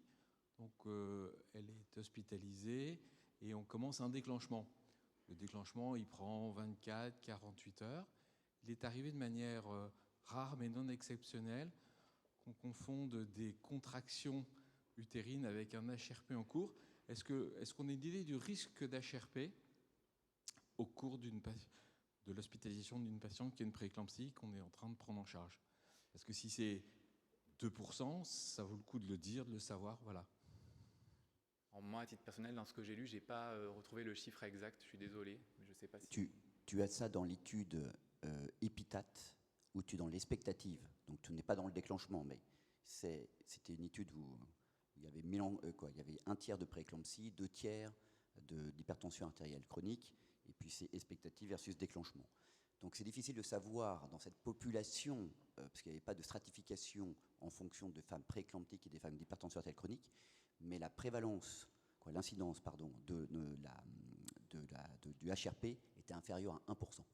Merci. Donc c'est rassurant. Merci beaucoup, excellente présentation encore une fois, comme toutes les précédentes. Je me souviens plus très bien, mais dans EPITAT, et c'est aussi parce que Loïc ne va pas me contredire, mais la question du déclenchement des patientes, en ce moment, ça génère des tensions, des femmes qui refusent le déclenchement, même dans des situations pathologiques. Il me semble que dans EPITAT, finalement, il y en avait quand même beaucoup, même dans le groupe expectatif, qui avaient finalement été déclenchés. De mémoire, je me demande si c'était quasiment pas 1 sur 2. Et puis, le gain en termes de semaines, il n'était pas si énorme. Pareil, tu sais mieux que moi, mais je crois que c'était 1 semaine finalement. Oui, c'est même moins d'1 semaine, je crois. Je crois que c'est 5 jours de mémoire. Et donc c'est vrai que des femmes qui refuseraient d'être déclenchées, j'ai peur que notre position un petit peu de médecin soit de leur dire attention, la recommandation c'est de déclencher. Est-ce qu'on ne peut pas la nuancer un petit peu plus en disant on peut aussi attendre dans des situations particulières où elle refuserait le déclenchement et déclencher uniquement si les choses s'aggravent, et on l'espère progressivement, tout en prenant un risque d'accident plus aigu tel qu'un HRP. Ça, c'est certain. De donner cette information, est-ce que ça vous choque ? Ça ne me choque pas, mais je pense que quand même, là, de plus en plus, et là, notamment les 2 dernières études que j'ai, une diapositive où je présentais les données récentes qui montrent qu'il y a quand même plus de complications, plus on attend, et comme on n'a pas, ou peu en tout cas, de problèmes sur l'enfant à terme, je pense qu'il est quand même préférable dans la majorité des cas, proposer un déclenchement chez ces patientes entre 37 et 41 semaines. Après, c'est sûr qu'on peut toujours discuter au cas par cas sur des prééclampsies avec une prot à peine élevée et des tensions limites, de patienter si la patiente ne souhaite pas. Mais je pense que dans la majorité des cas, au vu des données de EPITAT, mais surtout des données récentes observationnelles, et en particulier sur, comme on le disait tout à l'heure, l'exposition, plus la durée d'exposition à une prééclampsie augmente le risque d'HTA essentiel et de risque cardiovasculaire à long terme, mais ça, Diane vous en parlera mieux que moi. Je pense qu'il est préférable à terme de proposer un déclenchement. Philippe, je peux peut-être intervenir. Ma question, c'est celles qui sont dans l'opposition, d'apaiser justement. Oui. On ne peut pas obliger quelqu'un à être déclenché. Justement, est-ce qu'on peut lui dire de toute façon, quel que soit, la loi, elle est très claire, très très claire. Et ça nous arrive dans des patientes, même qui ont des prééclampsies extrêmement sévères. On ne peut pas faire un geste médical et a fortiori un déclenchement, si la patiente n'y consent pas. Donc nous, on peut dire la balance bénéfice-risque pour nous est largement en faveur d'eux. Après, la patiente, il faut qu'elle consent. Mais si elle ne consent pas, c'est son choix, bien entendu. Après, nous, charge à nous de bien prouver notre obligation d'information, puisque si jamais il y a un souci, il faut qu'on puisse prouver l'obligation d'information de la traçabilité. Mais évidemment, ça me semble très important de rappeler que c'est la patiente qui décide. Oui, mais je n'ai pas le sentiment qu'on prenne un risque majeur chez celles qui voudraient continuer un tout petit peu la grossesse. Alors, ce qui se passe, c'est que c'est vrai que la prééclampsie modérée évolue à bas bruit, mais quand on regarde la morbidité maternelle de la prééclampsie, pas étonnamment, mais c'est la prééclampsie à terme en fait. C'est-à-dire que les accidents graves surviennent majoritairement sur des prééclampsies à terme. Et souvent, en fait, c'est des décompensations aiguës et brutales, pas forcément sur des prééclampsies sévères.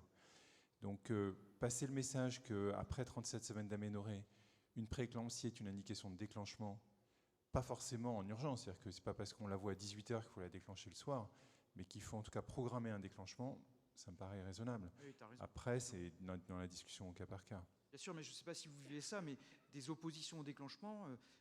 il y en a de plus en plus, mais il y en a à 42, 43 semaines. Enfin, ouais, voilà, c'est quelque chose qu'on vit au quotidien et ce n'est pas si simple de les résoudre quand elles sont complètement arc-boutées. On va avancer. Merci Aurélien. Donc Diane Korb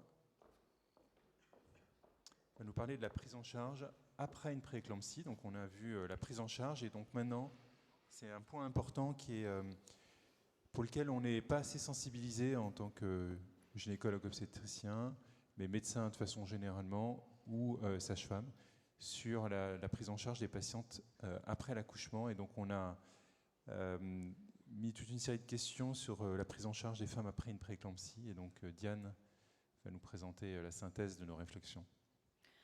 Bonjour, donc la première question était chez les femmes ayant présenté une prééclampsie, quelles interventions non médicamenteuses permettent de réduire les complications maternelles à long terme? Donc il est actuellement bien reconnu que la prééclampsie est un facteur de risque de complications cardiovasculaires à long terme.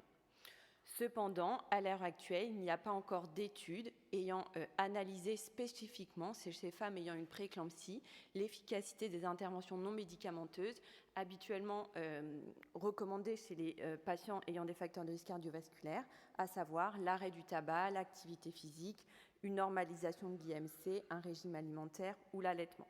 Certaines études sont en cours et donc nous aurons les résultats ultérieurement. Cependant, nous avons noté une étude qui était intéressante. C'était un essai randomisé qui évaluait l'autosurveillance de la pression artérielle en postpartum chez les patientes ayant une prééclampsie et qui nécessitait encore en postpartum un traitement antihypertenseur et qui comparait aux soins usuels. Il y avait 91 patientes inclus. Et cette étude a mis en évidence que l'autosurveillance de la pression artérielle permettait une normalisation des pressions artérielles à 6 mois du postpartum et que la pression artérielle était aussi normalisée dans le suivi à moyen terme à 3 et 4 ans. Ainsi, les auteurs concluaient qu'une meilleure surveillance de la pression artérielle en postpartum immédiat avec une adaptation du traitement et une normalisation de la tension en postpartum immédiat permettait de limiter la survenue d'une hypertension artérielle à court et à moyen terme, et donc plus probablement à plus long terme de prévenir les complications cardiovasculaires liées à l'hypertension artérielle. Cependant, il s'agissait d'un seul essai randomisé avec des faibles effectifs et une sélection de la population très stricte. Ainsi, pour cette question, chez les patientes ayant présenté une prééclampsie, actuellement, les données sont insuffisantes en qualité et en nombre pour recommander une intervention non médicamenteuse pour réduire les complications maternelles à long terme. Il s'agit d'une absence de recommandation avec, comme on l'a vu, une qualité de la preuve très basse. La question suivante était chez les femmes qui ont eu une prééclampsie, la réalisation d'un bilan à la recherche d'une thrombophilie héréditaire permet-elle de réduire les complications maternelles et obstétricales ultérieures? Donc, concernant les données sur l'association entre thrombophilie héréditaire et prééclampsie, il y a une méta-analyse de 10 études de cohorte prospectives qui a étudié cette association et qui n'a pas retrouvé d'association avec la mutation du facteur 5 Leiden et la mutation du gène de la prothrombine. Il y a une étude prospective multicentrique plus récente qui avait inclus que des femmes ayant un antécédent de prééclampsie et qui retrouvait un surrisque de récidive pour les patientes qui avaient une thrombophilie héréditaire. Toutefois, cette étude avait des faibles effectifs et il y avait une très grande hétérogénéité des types de thrombophilie incluses et des traitements préventifs mis en œuvre. Dans la littérature, il n'y a pas non plus été retrouvé d'association entre la mutation du gène MTHFR et la survenue de complications obstétricales. Ainsi, l'antécédent de prééclampsie isolé n'est pas une indication à réaliser un bilan de thrombophilie héréditaire. Quand on s'intéresse maintenant aux études sur le traitement préventif en cas de thrombophilie, si on en a connaissance et l'antécédent de prééclampsie, donc ce groupe de femmes qui ont une thrombophilie et un antécédent de prééclampsie, ce sont que des analyses en sous-groupe des essais. Il y a 3 essais principaux qui sont des essais contrôlés randomisés qui ont inclus, c'est que dans des sous-groupes, une patiente avec thrombophilie et antécédent de prééclampsie et qui ont étudié l'association aspirine plus HBPM versus aspirine et qui n'ont pas retrouvé de différence sur leurs critères principaux d'évaluation qui étaient des critères composites associant prééclampsie, RCU, mort fœtale in utero, juste un essai qui a retrouvé une diminution de la prééclampsie avant 34 semaines. Toutefois, ces 3 essais ont des limites très importantes, des faibles effectifs dans ce sous-groupe de femmes, comme on le voit, 60 patientes, 25, 14, et puis des traitements qui étaient débutés à des termes très différents et des critères composites. Ainsi, la prévention par aspirine à initier du fait de l'antécédent de prééclampsie ne doit pas être modifiée en cas de thrombophilie associée. Donc, la recommandation était que chez les femmes ayant un antécédent de prééclampsie isolé, il n'est pas recommandé de réaliser un bilan à la recherche d'une thrombophilie héréditaire, car il n'y a pas d'association entre thrombophilie et survenue de prééclampsie, et nous ne disposons pas de données sur les complications maternelles à long terme dans cette population spécifique. Il s'agissait d'une recommandation forte avec une qualité de la preuve modérée. La question suivante était chez les femmes ayant une prééclampsie, la réalisation d'un bilan à la recherche d'un syndrome des antiphospholipides permet-elle de réduire les complications maternelles et obstétricales ultérieures? Donc, pour rappel, concernant la définition du SAPL, elle repose sur les critères de CINET de 2006 qui associent un anticorps biologique avec au moins une manifestation clinique, parmi lesquelles il y a la survenue d'une prééclampsie avant 34 semaines d'aménorrhée. Ce critère de prééclampsie avant 34 semaines est un critère ancien et fondé sur des études cas témoins de faibles effectifs et qui ont de très nombreuses limites méthodologiques. Une méta-analyse qui incluait beaucoup d'études a retrouvé une association entre la présence d'anticorps antiphospholipides biologiques et des complications obstétricales, mais toutes ces études avaient des très grandes hétérogénéités et beaucoup de limites. Une étude plus récente, cas témoin, retrouvait effectivement dans le groupe K, qui était un antécédent de prématurité avant 36 semaines pour pathologie insuffisance platéale en prééclampsie, une incidence des antiphospholipides biologiques plus élevée que dans le groupe témoin. Lorsqu'on s'intéresse au traitement préventif en cas de prééclampsie et de diagnostic des SAPL, on a vraiment très peu de données sur les patientes qui ont un SAPL et un antécédent de prééclampsie isolé, c'est-à-dire que pour entrer dans la définition du SAPL avec que la prééclampsie avant 34 semaines d'aménorrhée. Et dans les essais, ça n'a toujours été étudié l'aspirine avec un autre traitement. Il y a l'essai fruit que je vous ai présenté auparavant qui avait dans sa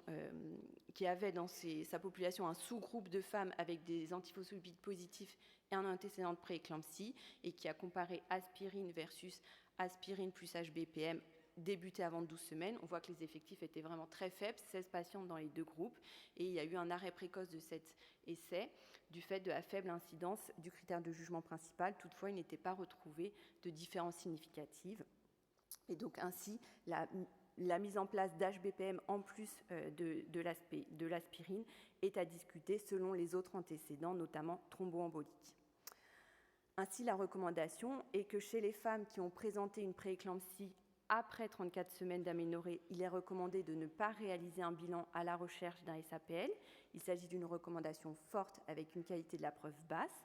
Et pour les femmes qui ont eu une prééclampsie avant 34 semaines d'aménorrhée, les données de la littérature sont insuffisantes en nombre et en qualité pour émettre une recommandation quant à l'intérêt de la réalisation systématique d'un bilan à la recherche d'un SAPL. Il s'agit d'une absence de recommandation avec une qualité de la preuve très basse. Enfin, la dernière question était chez les femmes ayant présenté une prééclampsie, une consultation médicale spécialisée permet-elle de réduire les complications maternelles et obstétricales ultérieures? Donc, pour ce qui est de la prise en charge à court terme, donc en postpartum immédiat, on vous rappelle les recommandations de la HAS qui sont qu'en cas de prééclampsie, la patiente doit bénéficier d'une consultation du postpartum avec un médecin et cette consultation doit être centrée sur l'évaluation et la prévention du risque cardiovasculaire. Et durant cette consultation, il doit y avoir une mesure de la pression artérielle et un contrôle de la protéinurie. Si à cette consultation du postpartum, il y a une persistance d'une hypertension ou une protéinurie anormalement élevée, la patiente doit alors être référée à un médecin spécialiste dans la prise en charge du risque cardiovasculaire. Concernant le suivi médical à moyen et à long terme, donc il est actuellement bien reconnu que l'antécédent de prééclampsie augmente les risques cardiovasculaires à long terme et les risques de pathologie rénale. Mais à ce jour, aucune étude n'a évalué chez les femmes ayant une prééclampsie l'impact d'une consultation médicale spécialisée afin de réduire les complications ultérieures. Nous avons des données qui sont juste des données de pratique en France, et l'étude de Bûcheron qui a été menée avec les données de plus de 60 000 femmes qui ont eu une prééclampsie et qui est juste descriptif et qui nous informe qu'en France, durant la première année du postpartum après une prééclampsie, 86% des patientes consultent un médecin généraliste, 7% un cardiologue et 18% un autre spécialiste, et que le durée de médian de consultation est le premier mois pour le médecin généraliste, 165 jours pour le cardiologue et 117 jours pour un autre spécialiste. Dans cette étude française, avec plus de 60 000 femmes, l'incidence cumulée d'hypertension artérielle chronique 8 ans après la prééclampsie est élevée et est supérieure à 20%. Donc, du fait de l'absence de données dans la littérature, les différentes sociétés savantes se positionnent différemment. Et concernant le professionnel à consulter, ça diverge. Au Royaume-Uni, le NICE laisse le choix entre le médecin généraliste et le spécialiste. En Australie, les recommandations sont plus orientées vers le médecin généraliste. Quand on s'intéresse à ce que recommandent les sociétés européennes de cardiologie et d'hypertension artérielle, elles recommandent une évaluation annuelle avec un médecin généraliste pour évaluer la pression artérielle et aussi les autres facteurs de risque métaboliques. Ainsi, il nous semble que concernant le suivi médical à long terme après une prééclampsie, il est nécessaire d'envisager un suivi médical pour informer les femmes de leur risque cardiovasculaire, prendre en charge les autres facteurs de risque cardiovasculaire qu'elles pourraient présenter et dépister et traiter précocement les complications qui pourraient survenir. Actuellement, il n'est pas possible de déterminer si ce suivi doit être réalisé par un médecin généraliste ou un médecin spécialiste en France, mais en tout cas, il doit y avoir une collaboration entre tous les professionnels de la santé centrés sur la femme, et cette collaboration doit être mise en place selon l'organisation et l'accessibilité des soins dont on dispose. Il faut aussi noter qu'il y a un risque augmenté de récidive de la prééclampsie lors des prochaines grossesses, et donc les patientes doivent être informées de ce risque et aussi informées qu'il y a une possibilité de prise en charge préventive par aspirine dès le début de la grossesse. Et il faut aussi, chez ces patientes, évaluer et prévenir les autres facteurs de risque de prééclampsie. Ainsi, chez les femmes ayant présenté une prééclampsie, l'absence de données évaluant les bénéfices d'une consultation médicale spécialisée ne permet pas d'émettre de recommandations quant à son intérêt en routine pour réduire les complications maternelles ou obstétricales ultérieures. Il s'agit d'une absence de recommandation avec une qualité de la preuve très basse. Néanmoins, du fait du risque élevé de développer une hypertension artérielle à moyen terme et du risque augmenté de complications cardiovasculaires à long terme, il est recommandé d'informer les femmes qui ont une prééclampsie de la nécessité d'un suivi médical avec surveillance de la de la pression artérielle et prise en charge des autres facteurs de risque cardiovasculaire. Et il s'agit d'une recommandation forte avec une qualité de la preuve modérée. Je vous remercie. Merci Diane. Est-ce qu'il y a une question pour Diane sur la prise en charge après, les consultations, les modalités de suivi? Non? Alors, on va enchaîner sur la prochaine présentation qui est du coup une présentation peut-être un peu atypique dans ce contexte de RPC qui est qu'est-ce qu'on peut donner comme information au grand public. Et donc on vous a expliqué qu'on a travaillé avec l'association de patientes Grossesse Santé contre la prééclampsie qui est présidée par Céline Camilleri. Et donc on a souhaité avoir un texte grand public, des recommandations grand public du travail qui a été effectué, et également des flyers. Donc je laisse la parole à Céline et à Paul Perveller. Merci, bonjour à tous. Donc Céline Camilleri, donc j'ai fondé l'association Grossesse Santé contre la prééclampsie il y a 5 ans environ. En fait, je l'ai créée sous l'impulsion du professeur Vassili Tsarsaris qui m'avait suivi donc pendant mes grossesses à Port-Royal, qui a eu la gentillesse d'attendre que ma dernière fille rentre à l'école maternelle pour me proposer de créer l'association, parce que c'est quelque chose que j'ai quand même, que je fais en plus de mon travail, voilà, mais qui est une mission importante pour moi pour transformer ce qui a été un drame personnel en quelque chose de positif. Et j'en profite pour vous remercier de m'avoir invité à votre table et à vos conversations enrichissantes et pleines d'énergie. C'était un plaisir. Alors, à quoi ça sert une association? Quelles sont nos missions? On est d'abord là pour aider les parents qui sont touchés et très choqués, en fait, qui se sentent isolés par rapport à ce qui leur est arrivé. Il y a une action de prévention par l'information, donc l'information des femmes enceintes, l'information des femmes touchées sur le risque de récidive, comment minimiser le risque de récidive, le risque à plus long terme de maladies cardiovasculaires, tout ce dont on a parlé en fait justement aujourd'hui. On encourage la recherche, on veut créer un vrai fléchage vers la prééclampsie. Donc on remet chaque année 2 bourses de 5 000 € au congrès de la Société française de médecine périnatale. Et on veut mieux documenter, mieux chiffrer la perception, le point de vue des patientes. Donc dépasser peut-être le cadre de quelquefois de ce qui peut paraître une anecdote. Et donc on fait chaque année une enquête auprès de 1000 femmes pour justement chiffrer, quantifier leur point de vue.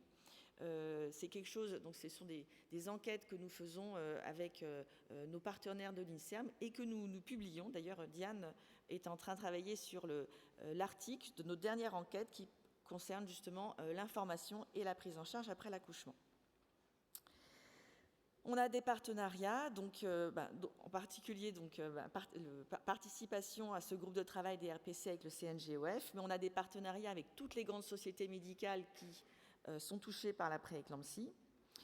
On est donc très présent sur les réseaux sociaux, puisque c'est là qu'il faut être pour parler aux mamans. Près de 14 000 femmes nous suivent sur Instagram et sur Facebook.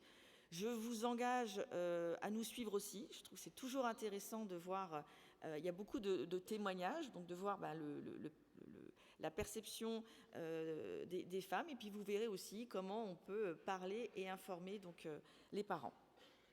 Donc vous tapez Grossesse Santé sur Instagram et Facebook et vous nous trouvez. On a un site internet, donc grossesse-santé.org. Vous aurez un QR code en fait en fin de présentation, puisque c'est là que vous pourrez trouver les brochures que nous avons développées pour vous aujourd'hui. Enfin pour vous. En fait, c'est pour les patientes, mais ça peut vous intéresser pour vos patientes. Voilà. Et donc notre contribution, donc au-delà de la participation donc aux discussions, c'était vraiment et donc d'apporter le point de vue des patientes, c'était vraiment de créer des documents et de rendre ça utile, je dirais intelligible pour les parents. Voilà, donc ça a vraiment été le projet de créer donc une version grand public. Vous allez voir comment on l'a abordé qu'on peut utiliser pour les patients. Voilà. Et donc aussi, on a voulu créer une brochure vraiment pour les patientes, donc aussi disponible, de manière à pouvoir communiquer simplement sur cette possible complication de la grossesse. Merci beaucoup. Merci d'avoir travaillé avec moi, Céline. C'était vraiment un plaisir. Donc, on a fait ces 2 documents. Alors, bien sûr, on était à toutes les réunions des RPC. On s'en est bien sûr complètement imprégné pour pouvoir faire ce document grand public que je vais vous présenter maintenant. Ça va durer 3 minutes avant la conclusion finale de Vassili. On a essayé de vulgariser toutes les questions qui ont été abordées aujourd'hui, pour que les femmes puissent le comprendre de façon relativement simple et que ça soit parlant au plus grand nombre. Et puis on a fait aussi une brochure patiente qui reprend vraiment des tout petits points des RPC et vraiment d'avoir une diffusion plus importante. Donc la création du document grand public que vous pourrez donner aux patientes, je vais vous donner le QR code juste en fin de présentation. Et donc l'idée de ce document grand public, c'était déjà d'expliquer la méthodologie des RPC. C'est très difficile de donner directement une conclusion à une question si on n'explique pas comment on a fait pour la travailler, ce qu'a fait Loïc pour nous tous, mais il faut aussi expliquer aux patientes comment on a fait, parce qu'il y a certaines choses qui peuvent paraître parfois un peu troublantes, et donc il faut bien expliquer notre méthodologie. Donc la méthodologie PICO, comme on l'a vu, la qualité de la preuve et le grade de la recommandation, et que parfois on peut avoir une recommandation forte avec une preuve basse, etc. Et ça, l'expliquer aux patientes est quelque chose d'aussi très important. Et puis après, on a repris point par point les questions des RPC, la définition de la prééclampsie, qui sont les femmes à risque de prééclampsie, ça c'est des questions qui sont fréquemment posées par les patientes, etc. Est-ce qu'il y a une place au dépistage de la prééclampsie au premier trimestre? La place de l'aspirine, est-ce que je dois en avoir? À quelle dose? Quand est-ce que je dois commencer et finir? Est-ce qu'il y a d'autres moyens de prévenir cette maladie? Les anticoagulants, les supplémentations nutritionnelles, quelles qu'elles soient? Est-ce que je peux continuer à faire du sport ou est-ce qu'il faut que je sois au repos? La prise en charge vraiment pratique et médicamenteuse de la prééclampsie, et puis comment je dois être suivi. Et ça, c'est des questions qui sont aussi importantes parce que quand la patiente a fait la prééclampsie, on l'adresse à l'association et elles vont aller se retourner vers l'association en disant qu'est-ce que je dois faire? Mon médecin m'a dit de faire ça, est-ce que c'est vraiment bien? Est-ce qu'on peut faire d'autres choses? Et donc, je vous ai fait 2 captures d'écran pour que ça soit parlant et vous pourrez le voir par vos yeux, par vous-même dans quelques secondes. Donc, la question des RPC, on a posé la question un tout petit peu vulgarisée et on a fait une vulgarisation de la réponse et que ça soit intelligible pour les femmes et les coparents. Donc la question tout simplement en rouge, la définition de la prééclampsie et sa fréquence, la réponse en noir, donc c'est une HTA, etc., supérieure à 14,9, la protéinurie, et on a introduit la nouvelle notion du P sur C, et puis après à 20 semaines, etc. Donc voilà, on a essayé vraiment que ce soit simple, concis. On a le document entre les mains si vous voulez le voir aussi. Et voilà, une autre question, à quelle dose dois-je prendre l'aspirine en préventif? Et on reprend quelques lignes hyper simples, mais au moins une question, une réponse pour qu'on puisse statuer assez simplement pour la patiente. Et on explique, bien sûr, enfin, j'aime bien l'exemple, on explique un tout petit peu plus ce qui se passe, et aussi pour expliquer quelquefois qu'il peut y avoir des effets, voilà, des effets délétères, on n'utilise pas le mot délétère. Voilà, on va rentrer dans un petit peu plus d'explications et voilà, pour leur permettre de mieux comprendre. Voilà, qui ne sont pas dans les RPC, mais voilà, les mécanismes d'action qui sont différents, les effets indésirables, le placenta, etc. Et puis, voilà, comme vous l'a dit Céline, il y a toutes les adresses que vous pouvez tout à fait donner à vos patientes. C'est hyper important maintenant aussi de leur donner ces informations supplémentaires. Il n'y a pas que l'information médicale, mais ces associations de patientes sont d'une grande aide pour nos patientes. Et puis, la brochure patiente, est-ce que c'est différent de cette version grand public? Oui, c'est vraiment quelque chose de très didactique, très court également, qui va parler à encore plus de monde. On ne va pas tout synthétiser les RPC pour le coup, là, ça va être très simpliste. Et donc, cette brochure patiente qui existe déjà... oui, qui a déjà été... qui a déjà été... j'ai imprimé, j'ai même des exemplaires pour ceux intéressés. Voilà, n'hésitez pas à venir voir Céline juste après. Et donc, je vous la présente, elle n'est pas du tout entière, mais voilà, c'est avec des pictogrammes très simplistes. Mais parfois, il y a des barrières linguistiques qui font qu'on ne peut pas forcément tout comprendre de sa pathologie. Et donc, ça s'appelle la prééclampsie, parlons-en. Donc, c'est également un format très, très court, très intelligible, plus intelligible que la version grand public, bien entendu, où on utilise des illustrations qui vont parler au plus grand nombre, qui est disponible en format papier, mais aussi en version électronique, et avec également les coordonnées de l'association et des réseaux sociaux, comme vous en avez parlé, Céline.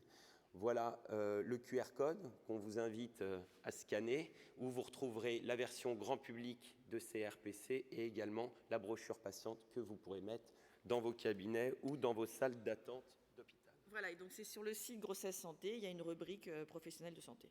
Voilà, c'est tout simple. Et on vous remercie de votre attention.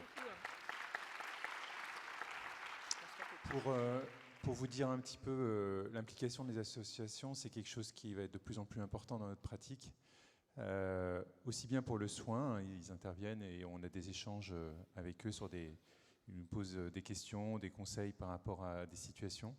Mais également dans la recherche, on implique les associations de patients de plus en plus dans les grandes études qu'on met en place, notamment dans le cadre du GROG, où du coup on implique les patients pour identifier les bonnes questions et sur les questions méthodologiques et également sur les informations, la façon d'informer les patientes à l'inclusion dans les études pour améliorer l'inclusion dans les études. Donc Céline nous aide beaucoup.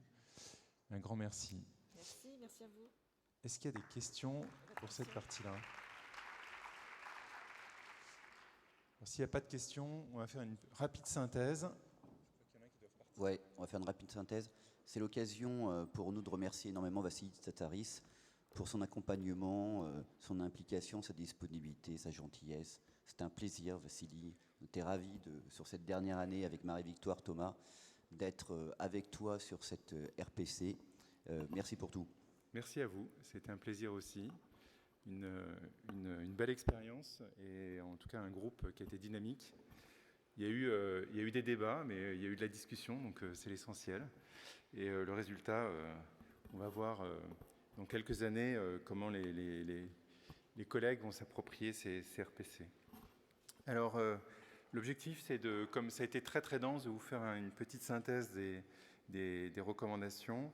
Donc voilà mes liens d'intérêt. Alors, je vous précise que tous les orateurs déclarent leurs liens d'intérêt et seront dans le texte. C'est quelque chose qui est indispensable. Et donc, certains des orateurs ont des liens avec des industriels, mais pas que des liens avec des industriels, aussi des liens qui peuvent être indirects, notamment dans le cadre de projets de recherche.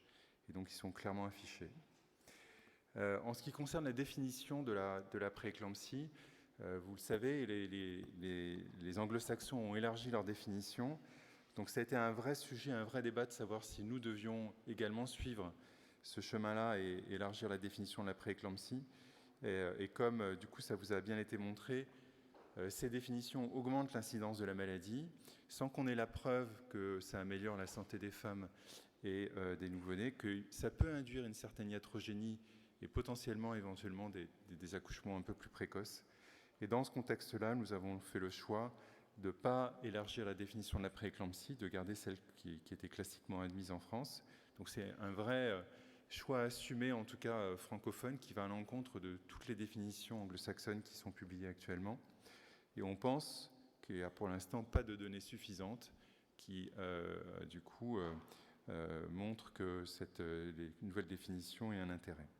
Et donc on reste sur l'association d'une hypertension artérielle systolique supérieure ou égale à 140 mm de mercure et ou diastolique supérieure ou égale à 90 mm de mercure, associée à une protéinurie significative, donc 0,3 g par 24 heures, ou un P sur C supérieur ou égal à 30 mg par millimol, survenant après 20 semaines d'aménorrhée.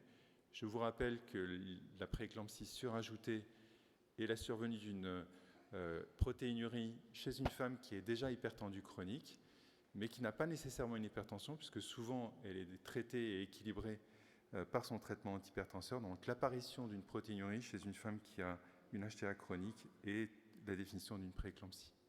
Je vous ai mis en petit picto en bas le fait qu'il existe des rares formes de prééclampsie ou de pathologies sévères associées à une prééclampsie, mais qui n'ont pas de protéinurie. On sait qu'il y a des femmes qui ont des HELLP syndrome sans protéinurie, et ces femmes-là, il faut considérer que ça fait partie du même spectre de la maladie.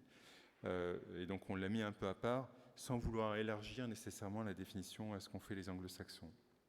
En ce qui concerne les facteurs de risque de prééclampsie, ils sont bien connus, bien décrits dans la littérature. Les plus importants sont l'antécédent de prééclampsie personnel, la HTA chronique essentielle, le diabète préexistant et également le lupus, le SAPL et la néphropathie chronique. Mais l'intention était de montrer que chaque facteur de risque, même important, n'est pas une indication d'aspirine, mis à part l'antécédent personnel de prééclampsie, on le verra après, et que la valeur prédictive de ces facteurs pour prédire une prééclampsie ou une prééclampsie sévère est assez faible. Et vous voyez que la sensibilité, si on prend un dépistage qui repose sur les facteurs de risque, on n'est qu'à 35-40% de sensibilité. Et donc, se posait la question du dépistage de la prééclampsie au premier trimestre, qui est proposé actuellement sur le territoire français, qui repose sur l'association de paramètres maternels, des Dopplers utérins et du dosage du PLGF. On n'a pas actuellement suffisamment de données qui nous permettent de dire que l'implémentation de ce dépistage en population améliore la santé des femmes ou des nouveau-nés, et donc il était recommandé de ne pas réaliser en routine ce dépistage de la prééclampsie au premier trimestre. Qu'en est-il de la prévention par de l'aspirine? Et donc des recommandations en population générale et chez les nullipares qui étaient fortes et qui recommandaient de ne pas prescrire d'aspirine de façon systématique en population générale. Et ça, on peut comprendre que du coup, il n'y a pas d'indication à donner à toutes les femmes enceintes de l'aspirine. Mais chez les nullipares, on pouvait tenter de le faire. Donc les données ne vont pas dans ce sens-là. Et donc chez les patientes à risque, on a distingué les patientes qui ont un antécédent de pathologie vasculaire placentaire, un terme qui reste encore flou, on en a un peu parlé.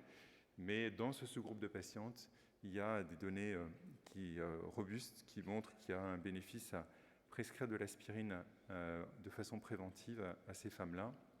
En revanche, pour les patientes qui ont une hypertension artérielle, un diabète de type 1 ou de type 2, des néphropathies ou les grossesses gémellaires qui restent des situations à risque de prééclampsie, on a des données, peu de données en tout cas, qui vont dans le sens d'un intérêt de l'aspirine.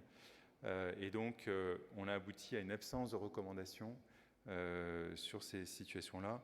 Mais en pratique, c'est plutôt pas d'intérêt à donner de l'aspirine dans ces situations-là. Il y a une étude en France sur HTA, qui est l'étude EPEP menée par l'équipe de Créteil et par Bassam Haddad, qui du coup essaye de... Chazab, pardon, pas EPEP, qui a pour objectif d'évaluer l'intérêt de l'aspirine chez les femmes qui ont une HTA. En ce qui concerne les modalités de prescription de l'aspirine chez les femmes qui ont une indication, donc ont une pathologie vasculaire placentaire, vous avez vu qu'on recommande la prescription d'aspirine entre 100 et 160 mg par jour, en une prise plutôt le soir, à débuter pendant la grossesse, avant 16 semaines d'aménorrhée. Et si la patiente, vous la voyez entre 16 et 20 semaines d'aménorrhée, on peut débuter l'aspirine, mais il n'y a pas d'intérêt à débuter l'aspirine après 20 semaines d'aménorrhée. Pas d'intérêt non plus à débuter en préconceptionnel, l'aspirine. Et du coup, cette aspirine, il est recommandé de l'interrompre à 36 semaines d'aménorrhée, pas pour des questions maternelles anesthésiques, c'est aussi parce que l'aspirine passe la barrière placentaire et qu'il y a eu quelques papiers qui ont montré possiblement une augmentation de l'agrégation plaquettaire, une diminution de l'agrégation plaquettaire chez le nouveau-né, et potentiellement un risque un peu plus accru de complications hémorragiques chez le nouveau-né. Donc l'idée, c'était de diminuer l'exposition à l'aspirine chez les nouveau-nés. La prescription d'aspirine à faire plutôt le soir ou au coucher plutôt que dans la journée. En ce qui concerne les autres traitements, moyens de prévention, donc, il est recommandé de ne pas administrer de traitements par héparine de bas poids moléculaire en plus de l'aspirine chez les patientes à risque, notamment celles qui ont une pathologie vasculaire placentaire, pour réduire la morbidité maternelle ou périnatale. En ce qui concerne le calcium, donc pas d'indication à proposer du calcium en population générale chez les nullipares ou chez les femmes à risque. Alors plutôt une absence de recommandations en population générale et chez les femmes à risque. Et concernant la vitamine D, donc des données qui ne vont pas dans le sens de l'utilisation ou la prescription de la supplémentation en vitamine D chez les femmes enceintes en population générale ou en population à risque, on a conclu à une absence de recommandation. En ce qui concerne les autres moyens de prévention, pas d'intérêt à prescrire et à initier une prescription d'autosurveillance de la pression artérielle chez les femmes qui sont à risque de prééclampsie. Si vous prenez en charge une patiente qui a une HTA chronique et qui a déjà une autosurveillance de la pression artérielle avec un appareil d'automesure, il est licite de continuer, mais il n'y a pas d'indication à prescrire et l'acquisition d'un appareil d'automesure chez ces femmes-là. L'activité physique est encouragée pendant la grossesse. Il y a des données qui montrent que ça diminue la prééclampsie. Donc, on a recommandé d'encourager la pratique de l'activité physique chez les femmes qui ont un antécédent de prééclampsie. Et puis, en ce qui concerne les régimes pauvres en sel, donc pas de recommandation, on n'a pas de données qui montrent l'intérêt de ce régime pauvre en sel. Maintenant, concernant la prise en charge de la prééclampsie, s'est posé la question de l'utilisation de ces biomarqueurs. PLGF seul, c'est surtout les Anglais qui utilisent le PLGF seul. En France, on utilise plutôt le ratio SFLT1-PLGF. Et donc, on a été prudent en fait sur l'utilisation de ces biomarqueurs. La raison pour laquelle on a été prudent, c'est que c'est des biomarqueurs qui ont une très bonne valeur prédictive négative, c'est-à-dire quand le ratio est négatif, à ce moment-là, la probabilité de développer une prééclampsie est très faible. Mais lorsque le ratio est positif, à ce moment-là, la valeur prédictive positive est faible, et donc on est inquiet des décisions qui pourraient être prises sur un ratio qui est élevé, avec possiblement plus d'induction, plus de prématurité. Et on n'a pas la preuve pour l'instant dans la littérature que l'implémentation du ratio chez des femmes qui ont une suspicion de prééclampsie ou une prééclampsie avérée améliore la santé de l'enfant ou de la mère. Et donc c'est la raison pour laquelle on a recommandé de ne pas l'utiliser en routine de façon systématique. Sachez que certains pays, les Anglais et les Allemands, ont recommandé l'utilisation de ces ratios dans leurs recommandations. Et en ce qui concerne la surveillance de la protéinurie chez les femmes qui ont une prééclampsie, vous pouvez le faire soit en utilisant la protéinurie des 24 heures, soit le ratio P sur C. Voilà. On est dans une situation où on ne sait pas très bien quel est l'intérêt de la protéinurie en pratique dans la surveillance des femmes qui ont une prééclampsie avérée. En ce qui concerne la prise en charge ambulatoire versus hospitalisation pour la prééclampsie, donc il faut dans les recommandations une hospitalisation initiale, mais est-ce qu'après on peut surveiller des patientes en ambulatoire? Donc là encore, c'est une absence de recommandation et ça dépend essentiellement de la façon dont vous êtes organisé localement et des moyens que vous pouvez mettre pour surveiller vos patientes en ambulatoire. Ce qui est important, c'est que cette surveillance puisse être bien faite, et si elle peut être bien faite en ambulatoire, il n'y a rien qui s'oppose à ce que vous le fassiez. Le traitement antihypertenseur en cas d'HTA modéré, vous avez vu les débats qu'on a eus. On a émis une recommandation de traiter l'hypertension artérielle modérée, entre 140 et 159 mm de mercure pour la systolique et 90 et 109 mm de mercure pour la diastolique, sur la base d'un essai randomisé extrêmement important qui est l'essai de TITA, mais qui concerne des femmes hypertendues chroniques. Voilà, on a transposé ces résultats aux femmes qui ont une prééclampsie modérée.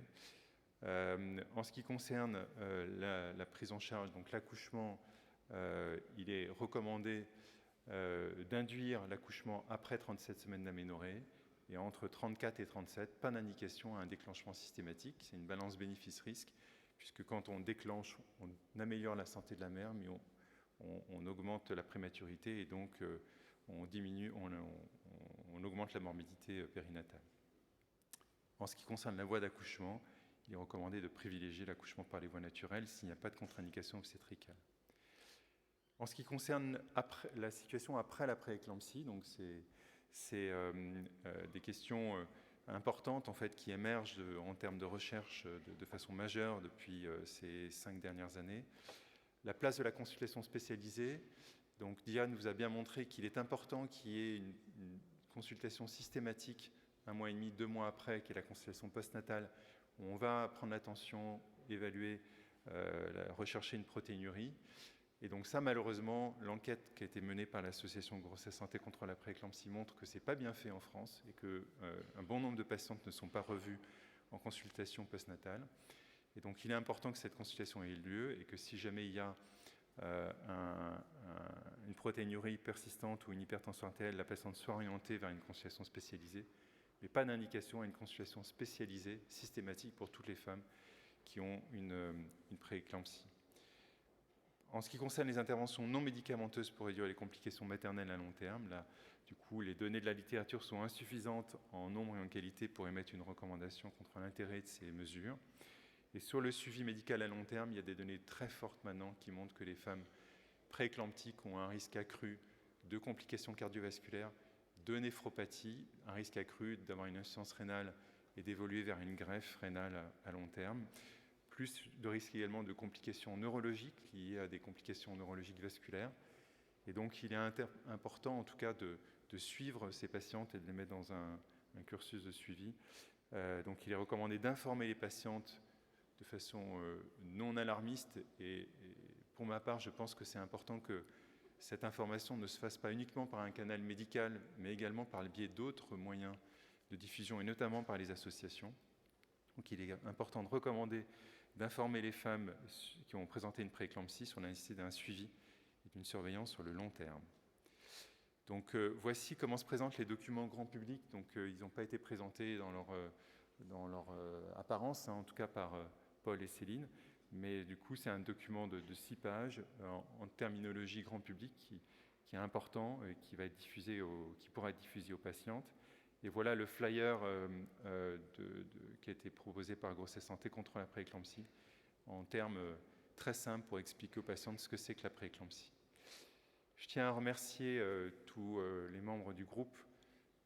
Et donc cette photo a eu lieu ce matin, au petit matin, juste avant que la session commence. Donc tous les membres du groupe pour le travail qui a été réalisé, qui est un travail important, qu'on va continuer à valoriser. Je tiens également à remercier un travail qu'on ne voit pas nous, parce que vous ne voyez pas en tant qu'auditeur, parce qu'il n'est pas forcément très valorisé, mais qui est extrêmement important, qui est le travail des relectrices et des relecteurs, qui permettent la validation de ces recommandations, et Enora Leroux, qui nous a aidés à faire ce Delphi.